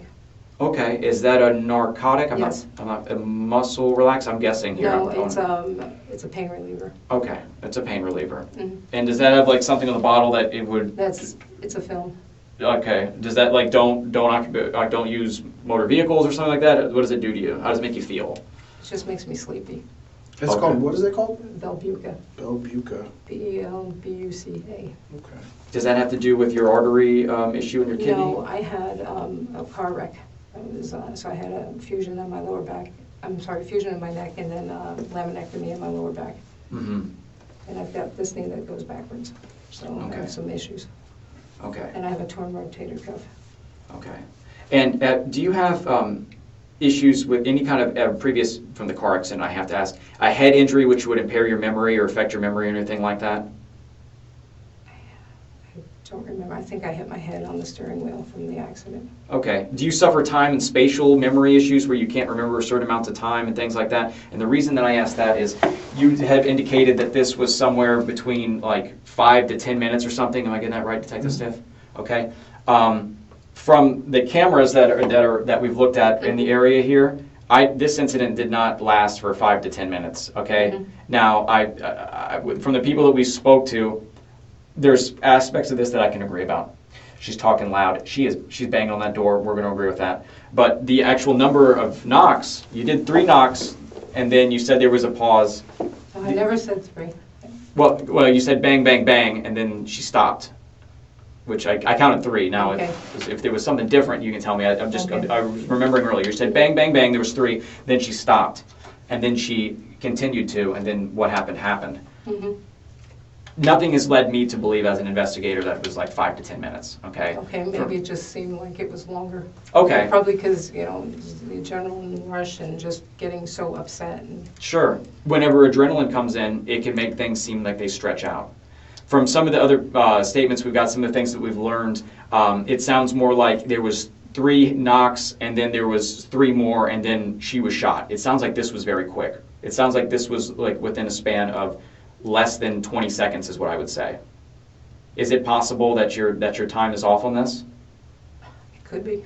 Okay. Because to me, it felt like forever. Okay. So if this is like what's being described as a 20-second, this is a brief encounter. It's a brief encounter with loud banging, with loud yelling. The statements that some of the statements that you're saying occurred, like I'm going to kill you and those kind of threats. No one else has heard you. No one else has heard her make those statements. Okay. Okay. I'm worried that some of the prior experiences you've had in your life that we've talked about today, they are traumatic experience, sexual violence against you, when you were a kid, all those people coming and trying to get you, that there's something going on in your head. Are you not sure about some of the things we've talked about today? Regarding some of the things you're saying that you heard, is it possible she never threatened you at all? No, I swear to God, I thought she said, I'm going to kill you. I mean, that's why I just panicked. As soon as those words came out of her mouth, I was like, Jesus Christ, she's going to kill me. Okay. And how did you imagine yourself being killed? Remembering that there's that block wall, that door, how was she going to be able to do that? What makes you think that she was able to do that? She was still pounding, but she could have come right through that glass wall. I mean, the glass door. Well, we talked about pounding on the door. Did she ever pound on the glass wall? Is it a window or wall? Help me. It's doors. It's sliders. Glass sliding door. Yeah. She pound on that? She may have. I don't know. All I kept thinking is she's going to gain entrance. She's going to kill me. And that's why I asked you earlier if you recalled if she tried to. Was that door locked? The sliding glass door? Yes. Was that safe? Do you have like anything? I had. I think there was a wood piece in there. In the slider? Yeah. Okay. And you don't recall if she tried that door? I just remember lots of pounding. Lots of pounding. Just to me, it was just an enormous amount of pounding, screaming, yelling, and I felt like she was going to come through that door. And I think Detective Pender touched on it. Like in your head, during the panic, during all these thoughts, what did you feel that was going to happen? And she's going to come in there and beat the shit out of me until I was dead. Okay. I mean, that's what I felt. I mean, I don't understand why she came over my house. If there was all these issues and problems, why didn't you just call somebody? That's, to me, that's what you would do if you're normal. That's a normal thing to do. If something happens to me, I call the police. Like, okay, the kids are being run or she's banging and, but when I couldn't find my phone and everything, I was just like, shit. I honestly, I felt she was going to kill me. Okay, so during that time, you had hung up with 911. You still estimate approximately 10 minutes before the banging started. Yes. And then you saying anywhere from 2 to 5 minutes or longer that the banging and the yelling lasted. However, as Detective Pender mentioned, we've reviewed video. Mm-hmm. We've talked to multiple people out there who all kind of give the similar. I mean, everybody's perspective is different, and that's why I asked you this same question a couple of times, because people's perspectives, we could be both looking at the same thing, mm-hmm. and later on you asked us the same question, and we have different reactions, different answers, mm-hmm. because we focus on different things, we remember different things. That's why everybody's unique, and that's just the way it is. But to be that similar in some of the specifics of what we're really looking mm-hmm. at, we're talking about a very tight, a much more tighter time frame of this incident that happened at your front door before that shot was fired. So is that possible? Is that feasible that it was a shorter time frame? To me, it felt. I mean, I'm giving you what I felt and what I thought it was. Okay. All right. Now that you're out of the moment, mm-hmm. I mean, do you think that she could somehow get through that wall now that you're out, now that you're not in the house anymore, and that I still feel that fear. I just still feel she was coming at me. I'm sorry. It's what I feel. Okay. I've just, it's been playing in my head over and over again, and I just kept thinking of that and how terrified I was. Was your goal to shoot and kill her? No. What was your goal? To shoot and hopefully, she'd hear the shot and dissipate. But you took aim at the door, is that right? Yes. Okay. And the goal was to strike the door and to dissipate it. I'm having a really hard time making this jump here, that this unarmed person on the other side of the wall is somehow gonna get into your house and kill you. I'm just really having a hard time getting there. I've been doing this job as a homicide investigator for several years, and I've seen houses that are made out of like pretty much be paper mache. Okay, doors that are so thin, like walls that balls of wood you could just push through. And this is a block house with a solid door. I've seen cases before where there is an angry spouse and say, let me back in the house, you can't throw me out, and they'll kick the wall as hard as they can, and they're not getting in some of these doors open inwards, outwards. I don't know which way your door opens. Which way does it open? It opens outward? I think it opens out. Okay. So it opens inwards. It opens inwards. Okay. So they work on these doors and they're not even able to make entry, and they just give up. And I'm really having a hard time understanding like how if you could go back in time, would you not do what you did? Would you take it back and I don't know, wait however long it took for the police to get there? I'm trying to understand that. Do you feel like you did something wrong here? I did what I felt I had to. I honest to God thought she was going to kill me. I mean, that's all I felt. I just felt that terror. I mean, it was sheer terror. So I went out to the house that morning, when I met you out there, and I tested the door. First of all, I looked at the door. We processed the door just to see what areas might have been touched by AJ. I looked at the door frame where it had been repaired. It looked like there was a type of putty or something used where the wood frame had been separated. I examined the deadbolt lock. The strike plates were in there pretty fastened, pretty securely. The bottom lock, just the doorknob lock. And even with the door closed, I stood on the outside. There were no indentations, no dents in the door anywhere that I could see.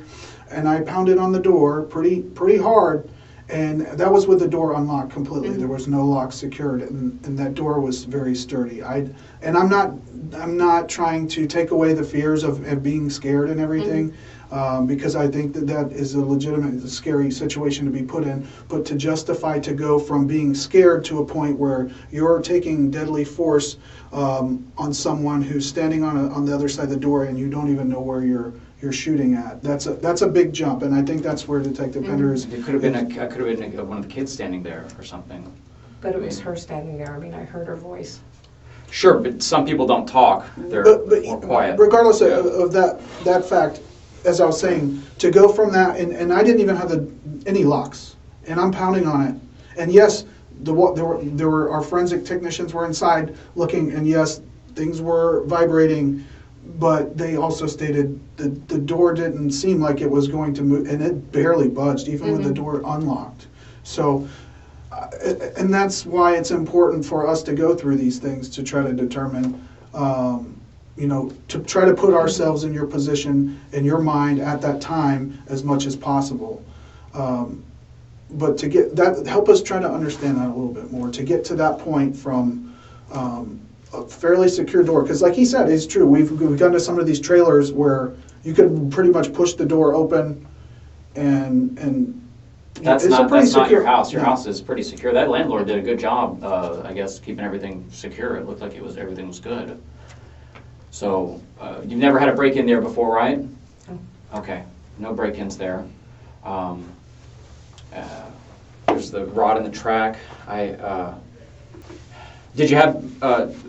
I know that you spoke to this woman 2 or 3 times before. Did you speak to her earlier that day on Friday? No. Okay, so you didn't talk to her earlier that day, Friday. There wasn't. Did you have any conflicts with anybody in particular on Friday at all? Just the kids when they're, well, it wasn't a conflict. I just told them, come on, stop trespassing, you know, move along, take it. The kids kept putting things out. They had marbles by my truck. They put their skates out. I tripped over the skate one morning that I had to leave very early, and I'm like, crap. And I'm like, stop leaving your freaking toys here. You know, I'm not the most stable person, you know, with my knees and stuff like that, when I'm walking. If I fall again, you know, who the hell knows what's going to happen between my back and my knees and, you know, the other injury. And I don't understand why they just keep leaving their crap there, And I'm like, it's That sounds frustrating. It's extraordinarily frustrating. You said there was a skate. Was there something that happened with the skate on Friday? When the kids were there, yeah, they keep leaving the skates really close to the house. I'm like, stop already, you know, because when you go around and you do stuff and you're bringing packages in, sometimes I bring the truck up. I'm like, I don't want to walk over your skates and shit. I'm like, pick your damn shit up. So. So where were those skates when you picked them up? I want to say that they were maybe 5-6 feet of the sidewalk. On the grass? Yes. Okay. And you took some photograph, or took a photograph of that with your phone? Yes. Okay. And there was a video at some point. It looked like you were taking a picture or a video through the screen from you being inside to them outside. Is that around the time frame that you shot them the bird or something along those lines? Maybe not right. Okay. Probably. Okay. Because it looked like there was a bunch of them kind of further out in the field, but there was a lot of kids playing out there, and I guess the screaming. You heard how much they were screaming over the TV. Okay, so when you went out there, and one of AJ's kids was out there, and this is around the time frame where you threw the skates out into the yard or something like that. But this is also, so that was what was reported to us from a few people. Yes. But also during that time frame was where that tablet situation came up. So is there any reason? I don't know what this tablet thing is. It's like an Amazon tablet, you know, electronic tablet. I never saw the tablet. Never. He kept saying, "Where's my tablet? Where's my tablet?" I had one. Oh, so he did ask you about it, but you didn't have it. Of course not. So you never. I never saw it. Never picked it. Never touched it up. Nothing. Why would he make that part up if I have no idea. Because he said, and it really doesn't change.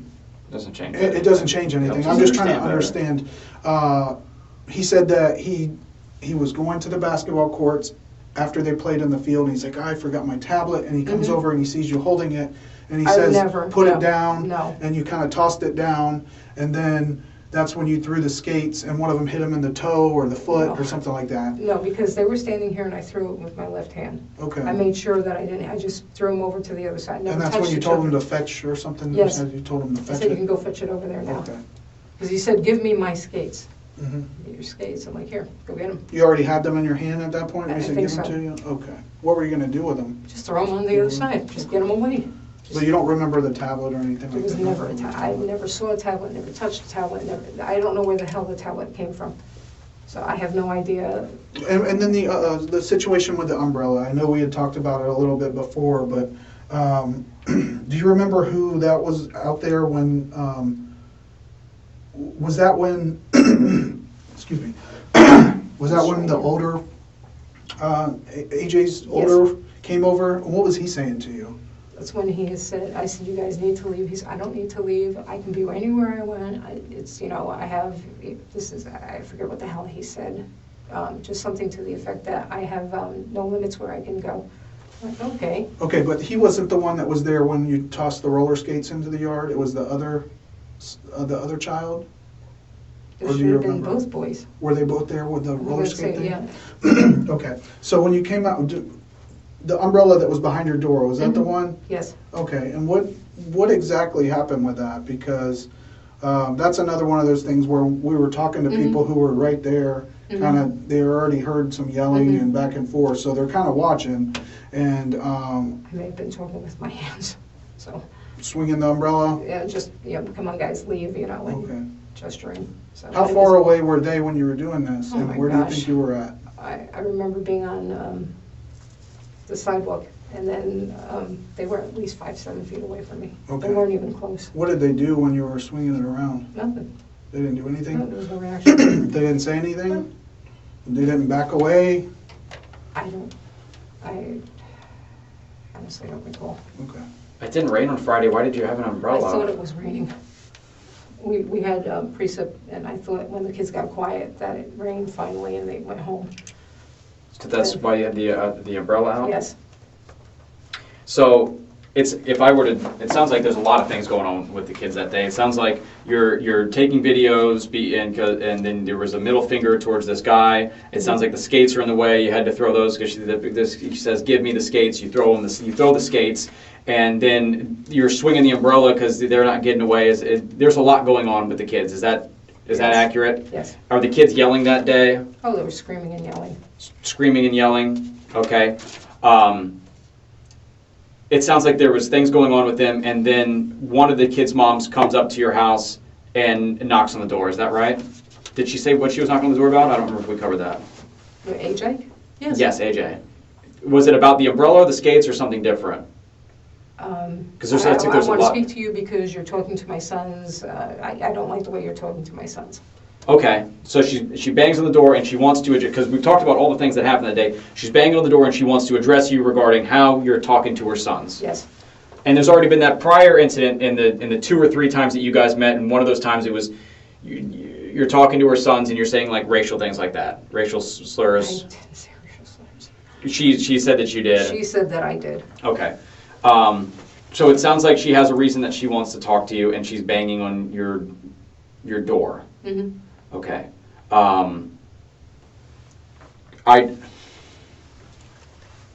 But she's enraged, she's screaming, she's not acting to me what would be like a normal, average, everyday, reasonable person. I mean, to me, that was someone who was really angry.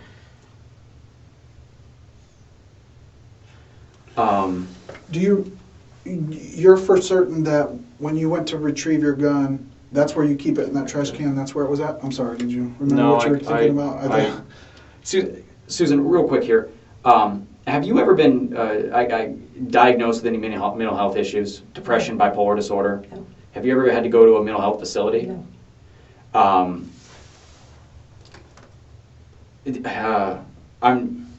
Have you ever sought therapy for anything? Yes. What have you sought therapy for? For the rape. For the rape, okay. And is that something you attended as a child or something you've attended later on in your life or something like that? I was like 20 years old. Okay. And when you were seeking therapy, what were you trying to heal? What were you trying to fix? Aside from the sexual abuse, was there something psychologically that happened to you? I just shut down.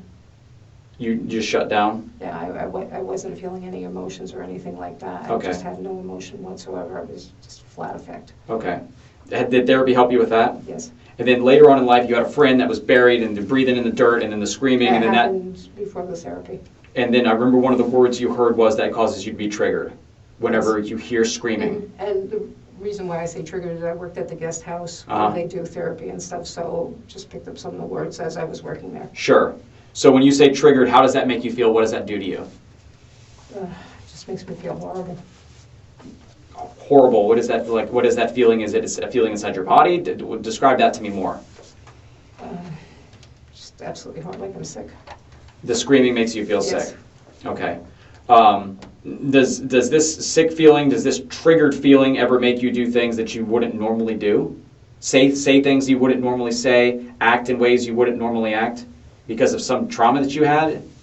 I was going to say, I don't know. You're not sure?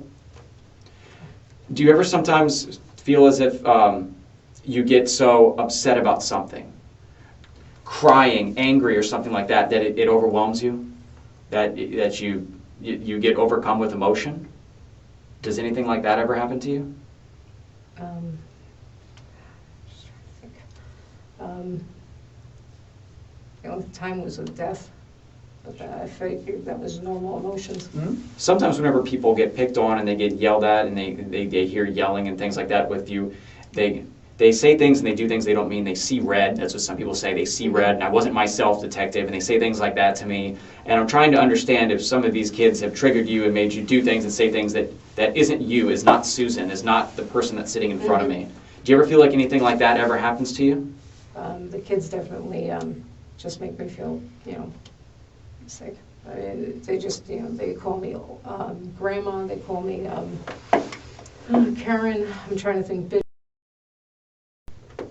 they've said horrible things. The other thing was, I'm trying to think of some kind of stupid infection. I can't remember what the hell it was. Do you say horrible things back that you wouldn't normally, that you're not proud of? Absolutely. So I just, stop. It's like, stop. I didn't ask you this before, but I saw inside you have like, it's almost a home office set up. Mhm. Do you work from home? Yes. You do? So you're pretty much, you're always there and you're always Yes. having to be Mhm. susceptible to whatever Exactly. they do. And now it's summertime. Yeah, No one's it's in a school. nightmare. But and So- I'm very pragmatic. I'm like, if you see the stuff up here and you know this is my front door, why do you keep coming by my front door screaming and yelling? And they're like, doesn't matter. You don't matter. I had a little black kid come up to me and said, "You're white, you're old, you have no one in your life, you're not worth anything." So I'm like, great. What did you tell that person? I told him we're always alone. Guess what? You come in the world alone, and you leave the world alone. Mm-hmm. Okay.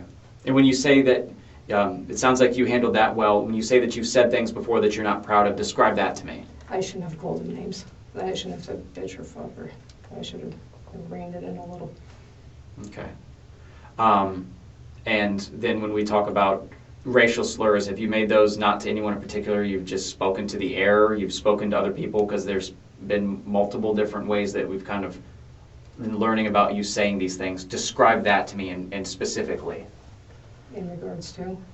Words like the N-word that you've said. Describe that to me specifically when you've said that. I can't remember if I said it or if I didn't say it. You sound unsure. Whether it's out of Yeah. anger or, Yeah. I mean, I don't know. someone's calling you names and you can become kind of overwhelmed with, you're having to hear this kind of thing all the time, and like you said, you might say something that you normally wouldn't say. I don't remember. I honestly don't remember. So I've noticed there's been some gaps in your memory, and that's why I've asked you about your memory, because some of the specific things that I ask, specifically this, you say, I'm not sure, I don't remember, and that's happened a couple times while we've been talking today. Mm-hmm. So I'm trying to better understand that, is why you don't remember some of these things, specifically what's going on. I don't know if it's something you feel shameful or embarrassed about. I don't want you to feel that way while we're talking. I'd rather you just be honest with me. Mm-hmm. But that's why I've been asking you some of those things. Is there any reason why anybody would have any video or anything like that of you saying like the N-word? Is there any reason why someone would have that? I have no idea. And if I did let it go, I'm sorry. I could have slipped out. Be honest with, what context would it slip out, do you think? I mean, what would happen for you to say something like that? If they were being extraordinarily rude, or if they were just, I was always taught the N-word meant that you were just being unlawful, dirty, just, I don't know, generally not being pleasant. Okay. And that's only because, again, Dad was Hungarian, Mom was Polish, and it came up in the conversation, so they asked me to go to my friend Sheila and ask her, what does the N-word mean? And her mom said, no, it just means that someone who doesn't work, someone who is not productive, someone who is not, acting normally, lawfully. Sure. So. Okay. And in the times that you... I'm sorry. I think there's just like a lot of other words that are, I believe, out there to describe those things as well. I mean, what is it in particular about that word or slave boy? I never said slave boy. I never said the word slave. Never. Okay. So I don't know why you keep coming back to this. Well, that's just someone had mentioned, and like I said, no, never, never uttered the word that you slave. used the word slave or absolutely not. Something like that. Is there any reason why anybody would have a video like that? Is there any reason why that would exist? No, there shouldn't be. Shouldn't be anything like that. Okay. Yeah, I mean... The Underground Railroad comment, again, remember there's people out there... I never made an Underground Railroad comment. Okay. So I don't know where the hell that came from. Look, I kind of want to go through my notes real quick and make sure that we covered everything. We covered a lot of things. Can I get you another water or anything while I go through this? Okay. Yeah, let me go through the notes and make sure we didn't miss anything here. And we'll be right back in. Is there anything else that you need right now? Use the restroom or anything? Use the restroom? Okay, give me just 1 second. Make sure the restroom's clear.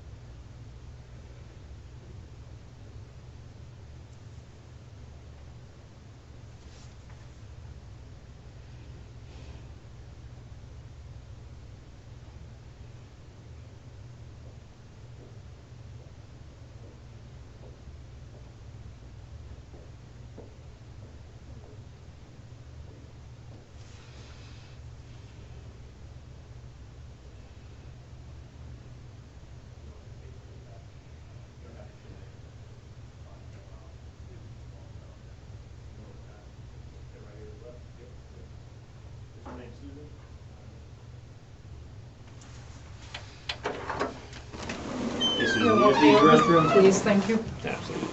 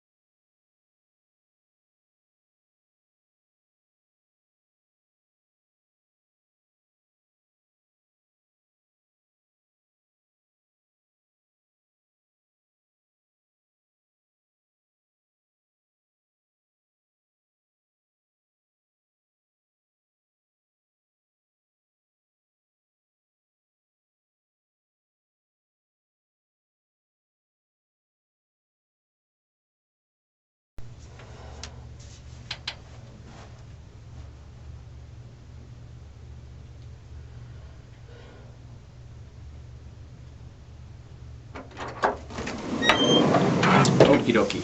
Were you able to go to the bathroom? Yes.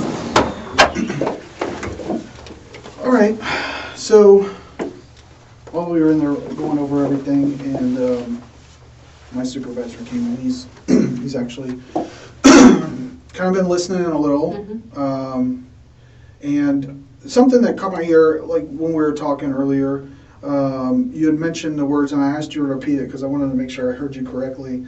You had mentioned terminology like reasonable and prudent, in reference to how AJ was acting at your door while she was trespassing and everything. Where did that come from, that terminology? Is that Watching TV. watching TV? Okay. Like documentary stuff, or like what? Probably just crime shows and stuff. Crime shows, okay. And I have to ask you this, have you done any research on like the laws as far as like in Florida, as far as self-defense and things like that? I looked at it today. You looked at it today? When I was on Facebook. Just some things that, they had it up on Facebook. So describe that. What did you, specifically, what you were reading about and learning about? They said self-defense, and I'm trying to think what the hell else I looked at today. So much crap. Mostly emails. But I just remember saying self-defense, and there was a bunch of lawyers and stuff like that. So, prior to today, even the last time that you and I spoke on very early Saturday morning, you had used some of that same kind of terminology in describing the situation that occurred at your front door. Prior to today, had you ever done any kind of research like that? And before I ask, let me just say, if we were to look through everything in your phone or your home desktop computer, is there anything kind of research on your internet history that would show that you've done research on like self-defense? Or have you ever heard of the term stand your ground? Yes. Have you ever done any kind of research on that? Yes, when it was mentioned on some guy shot someone at a convenience store, and they said stand your ground now, laws.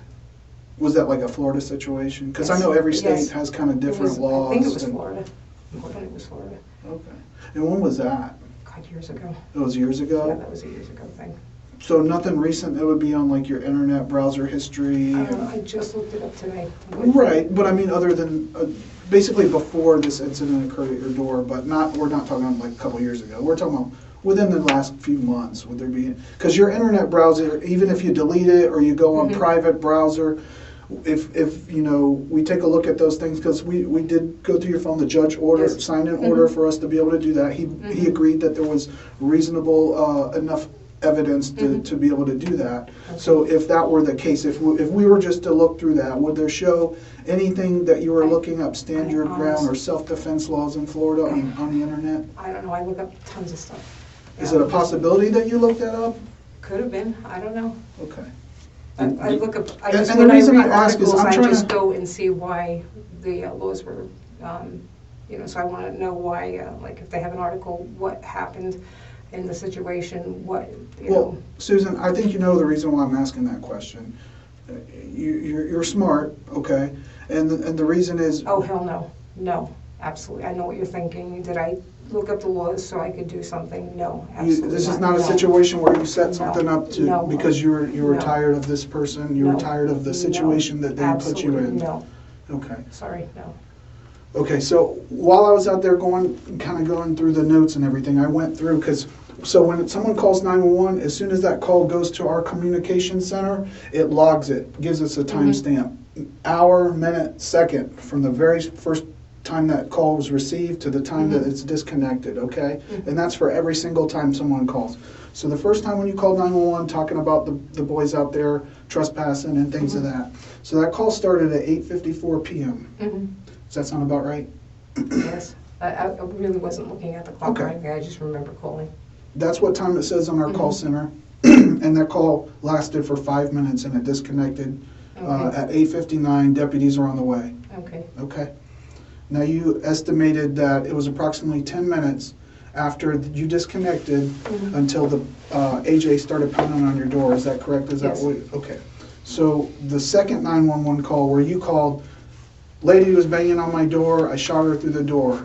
That call came into our call center. It was received at 9:01, which is 2 minutes after you hung up with the communication center the first time. So that's 2 minutes that all these things that you say occurred happened at your front door. From pounding and pounding and pounding and pounding, I'm going to kill you, all these things. Within 2 minutes, she showed up at your front door and did all these things to the time that you pulled the trigger, went and found your phone, and then called 911. So, and that's why I'm trying to get...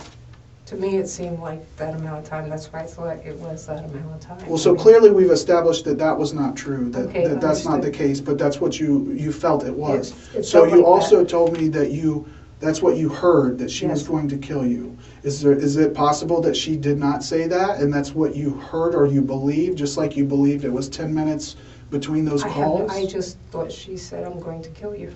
I mean, that's what I heard. That's why I was so in fear of my life. I was like, Jesus Christ, she's pounding on my door. She's going to break in. She's going to kill me. But is it a possibility, if you believe that there was 10 minutes to 15 minutes, adding in 10 minutes before it started, and then approximately another 5 minutes on top of that, that you believe that 2 minutes was 15 minutes, was it a possibility that maybe you thought you heard that, but it wasn't that what she actually said? I have no idea. That's what I heard. Okay. I'm telling you what I heard.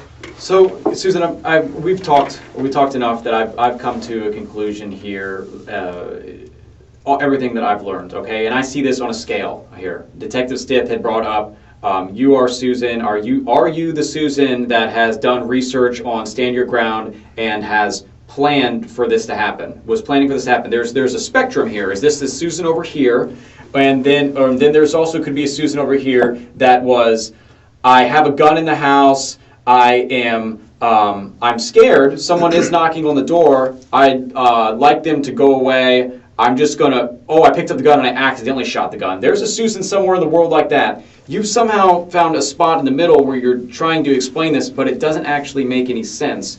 That within 2 minutes, because we know it's 2 minutes, within 2 minutes, this person came over and they were able to put down a series of statements, such as, and you said this, that they came right up to and they want to have a discussion with the way that you were treating their kids that day. You said that they were able to make that sentence. I want to talk to you about the kids. I'm banging on the door. I want to talk to you about the kids. They're making statements like that. We've interviewed other people that it was a very brief interaction, and then you shot them. Now, this wasn't a long siege. It wasn't a castle siege. It didn't last for 20, 30 minutes. It was 2 minutes.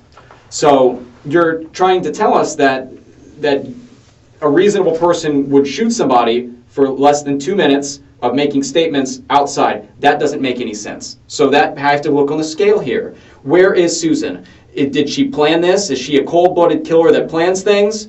Was this an accident? Or was this something that got out of hand? Is it somewhere in the middle? That makes more sense. Not what Susan's telling me. Is it somewhere in the middle? Because I know that I talked to Detective Stith. We kind of went through your first interview. And in that first interview, you had even said to the kids, you know what, go get your mom. No, I didn't. You said something along the lines as when they said, I'm going to go get my mom, you said, go get her. Go get her. Which is fine. I want to talk to an adult too. I don't want to talk to a kid. I remember saying that. So this has happened a few times during our interview also. You have these, I don't remember. There's been a couple times that you don't remember. And these are important things to remember. And you're not able to remember them. I believe that you do remember them, and that worries me. That makes me feel like you're not telling us it because you are that you are Susan, the person that is planning. I'm just trying to figure out who's sitting in front of me here. Is it over here? I've been planning this. I picked up the gun and I was waiting for her to come over because it was very quick. It was 2 minutes. Or it was, I had the gun in my hand and I made a mistake, but now I've dug my heels in and I've made these statements so far to Detective Stith about a mistake I made, and I feel like I can't go back. I don't want to feel like you're at a point that you can't go back. We are all human. And I'm going to tell you this, 99% of the people that sit in front of me in this room, they do not tell me the truth like the entire time. But then we get to a point where I show them that everything they're saying actually doesn't make any sense. And I always tell them, I say, look, we want to go the path of least resistance. We don't want to go down the path of embarrassment or humiliation or I made a mistake. They don't want to do that, but I show them everything. And they say, you know what? And I don't hold it against them. I don't take anything personally. If you had said something before that was not true and you felt like you had to go down that path to protect yourself or whatever it is, but it's not true, this is your opportunity to tell us. And I'm not going to hold it against you. I'm not going to say Susan is a jerk or a liar or anything like that. I'm going to say what Susan's saying now makes a little bit more sense for me and Detective Stiff. And this is that opportunity. If something is different than what you originally told us, I might be able to make sense out of it because I know your history now. I know that you were a victim of some kind of sexual trauma. I know that there was things that happened to you when you were in school. I know that you have gone through hard experiences, and maybe that influenced why you said the things you said before. But I can tell you right now, what we've learned, what we've discussed all leading up to this, it doesn't make any sense. So this is your opportunity to actually tell us that something that does make sense. I'm not going to hold it against you. I'm not going to get mad. But whenever AJ was coming over that evening, what happened? What happened? Bring me to that moment when you had the gun in your hand. What were you thinking? All I wanted her was to go away. I just, I felt she was going to come through that door and kill me. I'm sorry, that's what I felt. I just felt she was going to come through the door and kill me. Okay. It was a tremendous fear. Did you feel bad for what happened? Oh, Christ, yes. Do you? Because the first time that we talked, there was a point where I informed you that AJ had passed away. And I wasn't sure if you'd been aware of that or not. I know they transported her in an ambulance from there. No, I saw them doing CPR. Yeah. So when I informed you of that, you showed emotion. You showed what appeared to me to be at least somewhat of a remorse for what had happened. So do you feel bad for what had happened? Absolutely. Do you feel bad for the children? Christ, yes. So, and I think, Detective Pender we're trying to give you the opportunity to try to explain some of these discrepancies in the story, the things that don't really add up or make sense. And you maintaining that you were in fear for your life. Yes. It just doesn't make sense. And I feel like at this point, today you really haven't, and I'm not judging you, everybody processes things differently, so I understand that.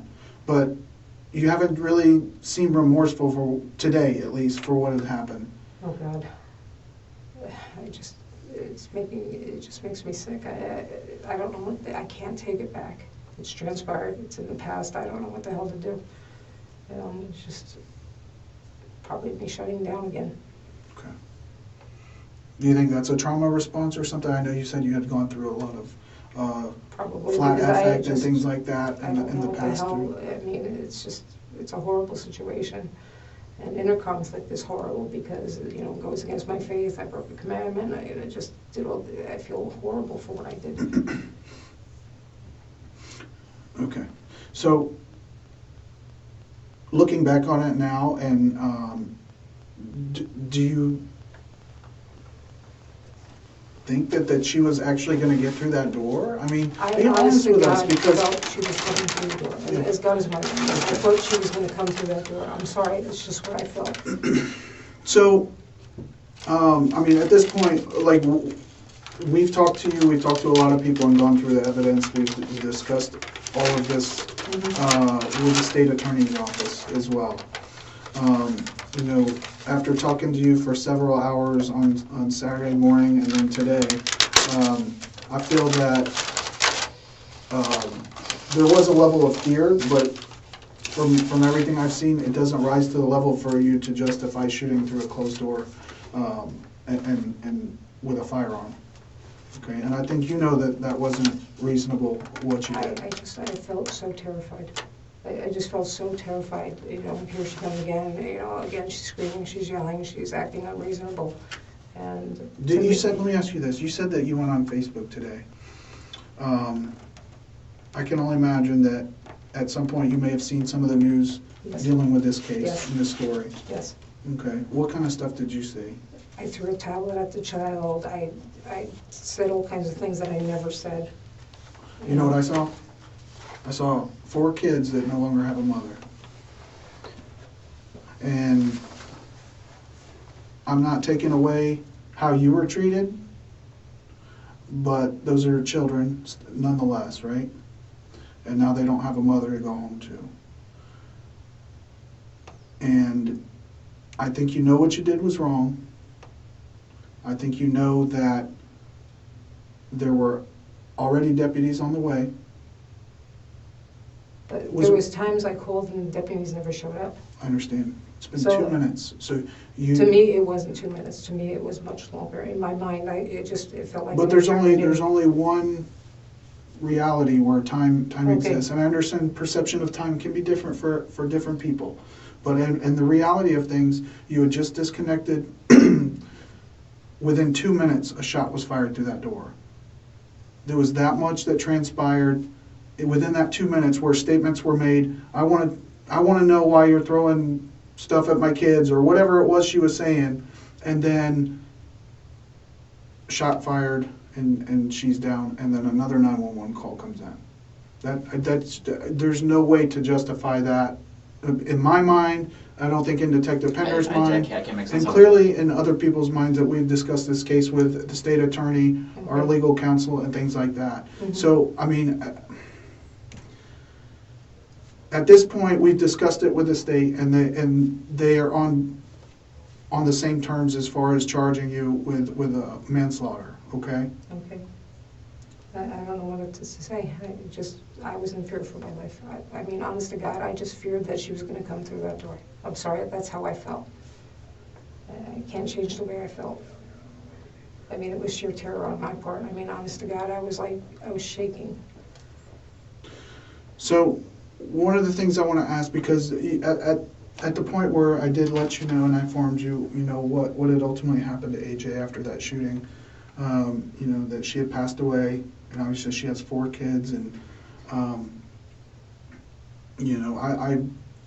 was observing the interviews that were conducted with them and the emotions that they were going through, and you shared some of those same emotions at points through the conversations that we had, and I just want to, obviously I can't let you talk to them or give a message to them and face to face. But I would like, it's up to you, if you would like to write them a letter or something to kind of,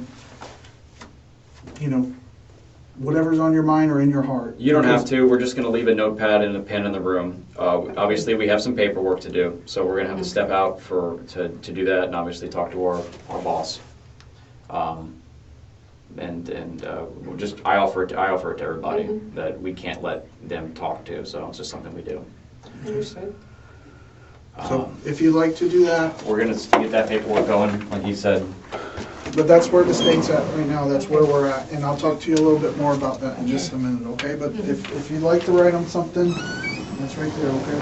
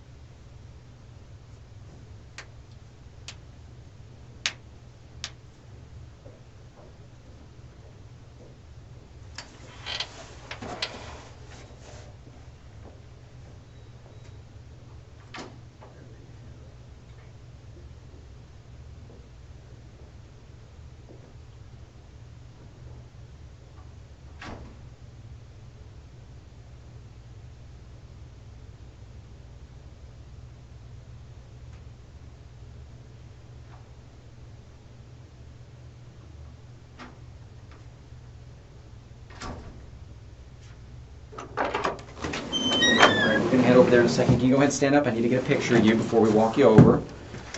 Stand up for me real fast. All right, can you take a step back? This is not a good camera for... All right. All right, hang on one second. I'm gonna go take the stiff. We're gonna head on over there, okay?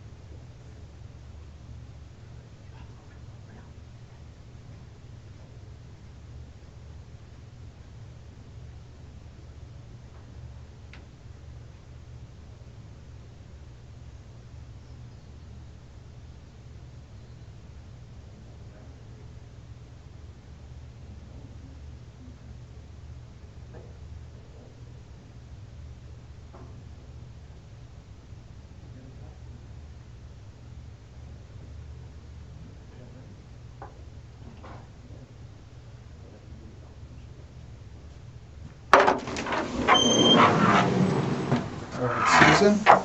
All right, we're gonna have you go with this deputy here. No. I'm sorry? No. No what? I can't. What's wrong? What's going on? I just can't. I'm sorry, I can't do this. Well, I mean, unfortunately, we're to that point where that's what's gonna happen. Obviously, this isn't a conviction. This is you being charged, and then you're gonna have your day in court to present your side of the story. Okay, so you're gonna go with this deputy. No, I'm not. You're gonna be booked in. No, I'm not. And fingerprinted. No. They're gonna take your pictures, and then you will have an arraignment in the morning. I'm not going. I'm sorry.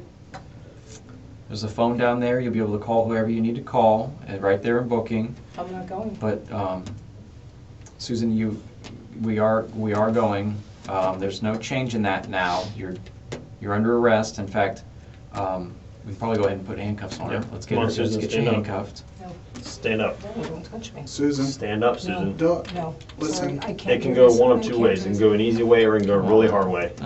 I'm sorry. We don't want it to go the hard way. I'm so sorry. I Susan, can't put do yourself in our position. There's no choice in this. You're going over there. I'm sorry, I can't do this.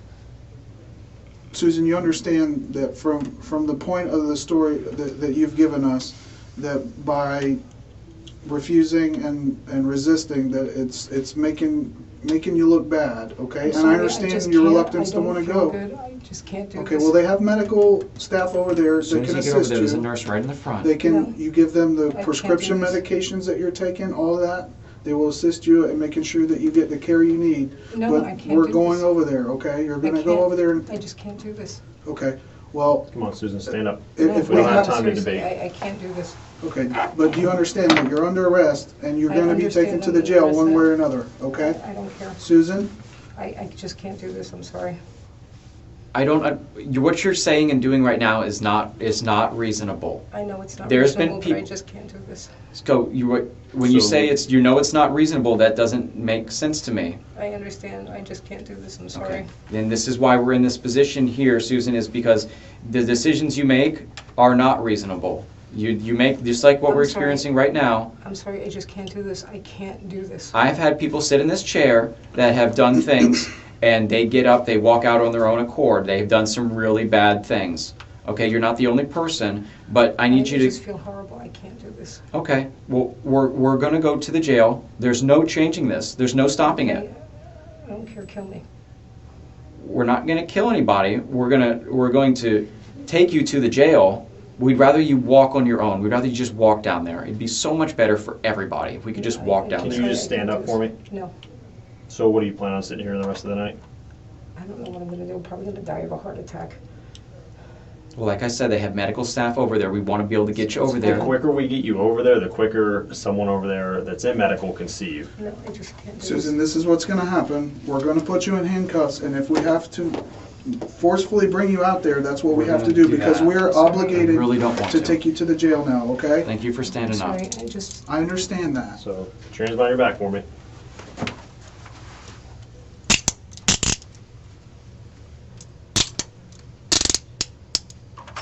Thank you, Susan. I didn't do this on purpose. This wasn't a purposeful act.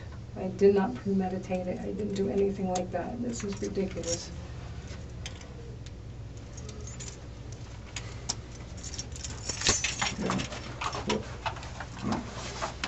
We're going to go out this way.